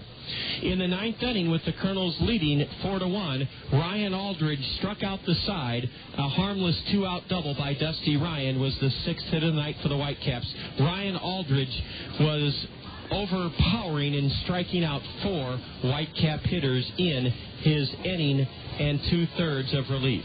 Here's the final line score. For the Kernels, 4 runs, 9 hits, no errors. The Kernels stranded 6. For the Whitecaps, 1 run, 6 hits, 2 errors. They left 7. The Kernel winning pitcher, Nick Adenhart, he's 2-0. The loser for the Whitecaps, their starter, Luke French, dips to 1-1. Ryan Aldridge notches his 2nd save. It only took 2 hours and 12 minutes. The Kernels even the series at a game apiece with a 4-1 win. A crowd of 911 watched this evening. We'll be back in just a moment with the PRC Kernel play of the game here on the Kernel Radio Network. Fairfax Fairfax State Savings Bank is paying you to come to the ballpark every Wednesday this season. You heard right. Fairfax State Savings Bank is paying you to come to Veterans Memorial Stadium every Wednesday this season. The first 750 of you Kernel fans to enter the gates before Wednesday's home game will receive an envelope full of money inside from Fairfax State Savings Bank. Each of those 750 envelopes will contain a greenback up to a $100 bill. Fairfax State Savings Bank, free money Wednesdays. Come early to line your pocket with cash. There's a lot you can do to satisfy your taste for Italian. You can marry one. Do you, Susan Smith, take Giuseppe Florentino? You can drive one. Or you can go to Zio Giano's and feast on Zio's homemade bread, pizzas, and pasta, authentically prepared as Zio Giano's famous Italian style. Zio Giano's for the hometown taste of Italy. Come to Zio Giano's, the pasta makes you Zio. Come to Zio Giano's for Italiano. Come to Zio Giano's, the pasta makes. John Rogers back with you on the Colonel Curtain Call following a Colonel 4-1 victory tonight. Magnificent starting pitching from Nick Adenhart, and then stellar relief from Tim DeJurgis and Ryan Aldridge. And the Colonel record now stands at 7-5 on the year. It's time now to enjoy our PRC Colonel Play of the Game. If you're looking for a job where you'll be a part of an amazing team that cares for your needs and gives you the ability to grow, visit PRC. www.prcnet.com.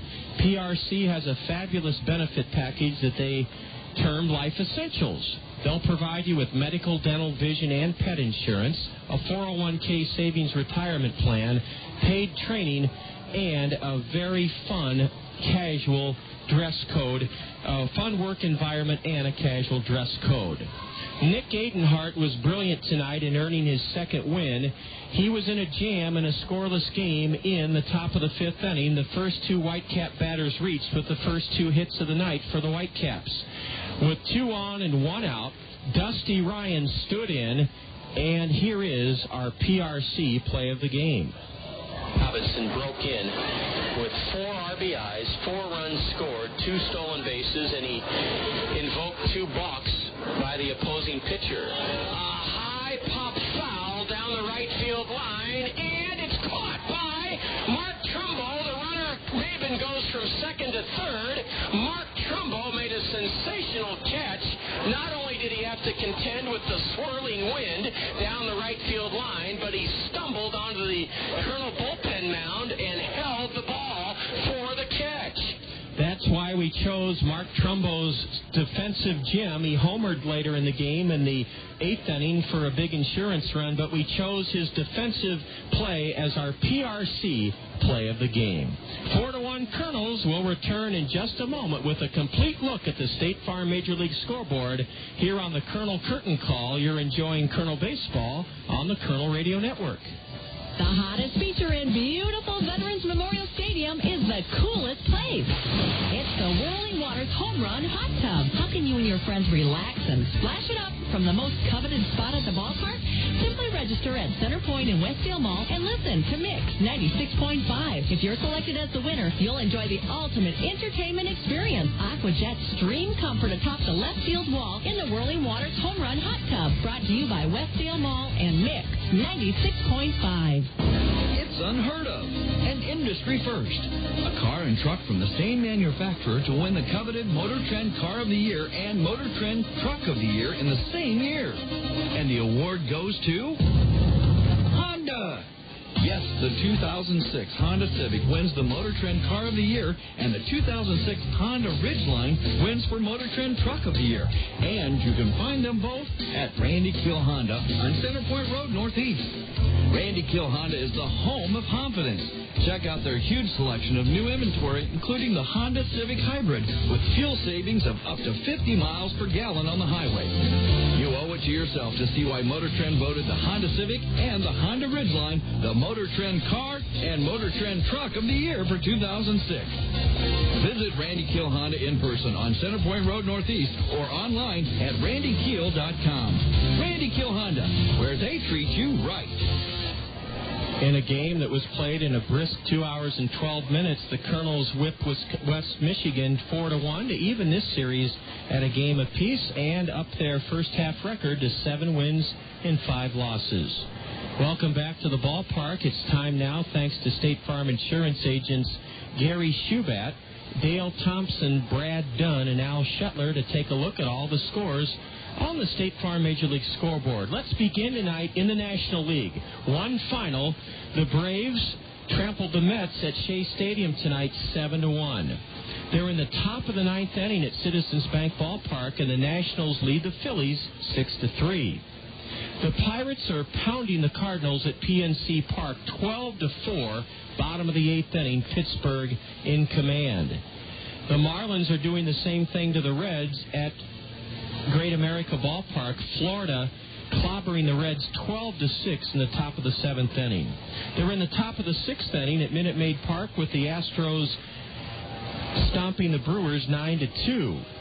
And in the bottom of the fifth already at Coors Field in Denver, it's the Rockies 2, the Padres 1. Just underway at Bank One Ballpark in Phoenix, the Diamondbacks lead the Giants 1-0. That's in the bottom of the first. And Cub fans will be up late tonight as the Cubs visit the Dodgers at Chavez Ravine. No finals in the American League, but 5 games well along. Let's begin at Skydome, the Rogers Center in Toronto, top of the eighth inning, and the Blue Jays are dismantling the Yankees 10-5 in the top of the eighth inning. Cleveland is demolishing the Orioles. They're in the bottom of the eighth inning at Camden Yards, and the Indians 15, Baltimore 1. They're in the top of the eighth inning at Fenway Park, and the top of the eighth inning at Fenway. The Devil Rays 4, the Red Sox 4. Bottom of the seventh at U.S. Cellular Field, the Royals trail the White Sox 3-1. Our parent club, the Los Angeles Angels of Anaheim, enjoys a 5-2 lead up in the Metrodome. They're leading the Twins 5-2 in the top of the seventh. Later tonight, the Tigers take on Oakland, and Seattle hosts Texas. That's our complete look at the State Farm Major League scoreboard. It's sponsored for the 11th straight year by State Farm Insurance agents Dale Thompson, Brad Dunn, Al Shetler, and Gary Shubat. This evening, the Kernels were just terrific in the field, on the bases, and especially hurling. Nick Adenhart won his second, struck out 8 6 2/3. Ryan Aldridge struck out 4 in an inning and 2/3 of relief to save it, and the Kernels knock off West Michigan 4-1. Remember, tomorrow evening, the first 750 of you Kernel fans, regardless of age or gender, will be treated to cash through Fairfax State Savings Bank. It's Money Wednesday, and that means the first 750 of you fans will receive an envelope with cash in it, ranging from $1 to $100. Come early. The gates open at 5:30 for a 6:30 start. We'll have the South Slope Communications Triple Play Show for you right here on the Kernel Radio Network on KMRY at 6:10. Rick Sellers was the engineer and producer, and we want to thank him once again and his entire team. It's rare that you find an entire staff of folks that love what they do, but if you're a regular listener to KMRY, you know what I'm talking about. They are locally owned, locally involved, and they've sparkled helping us launch these home broadcasts. Thanks to Rick Sellers, and for Rick, I'm John Rogers. Once again, the final 4-1 Kernels, and so long from Veterans Memorial Stadium here on the Kernel Radio Network.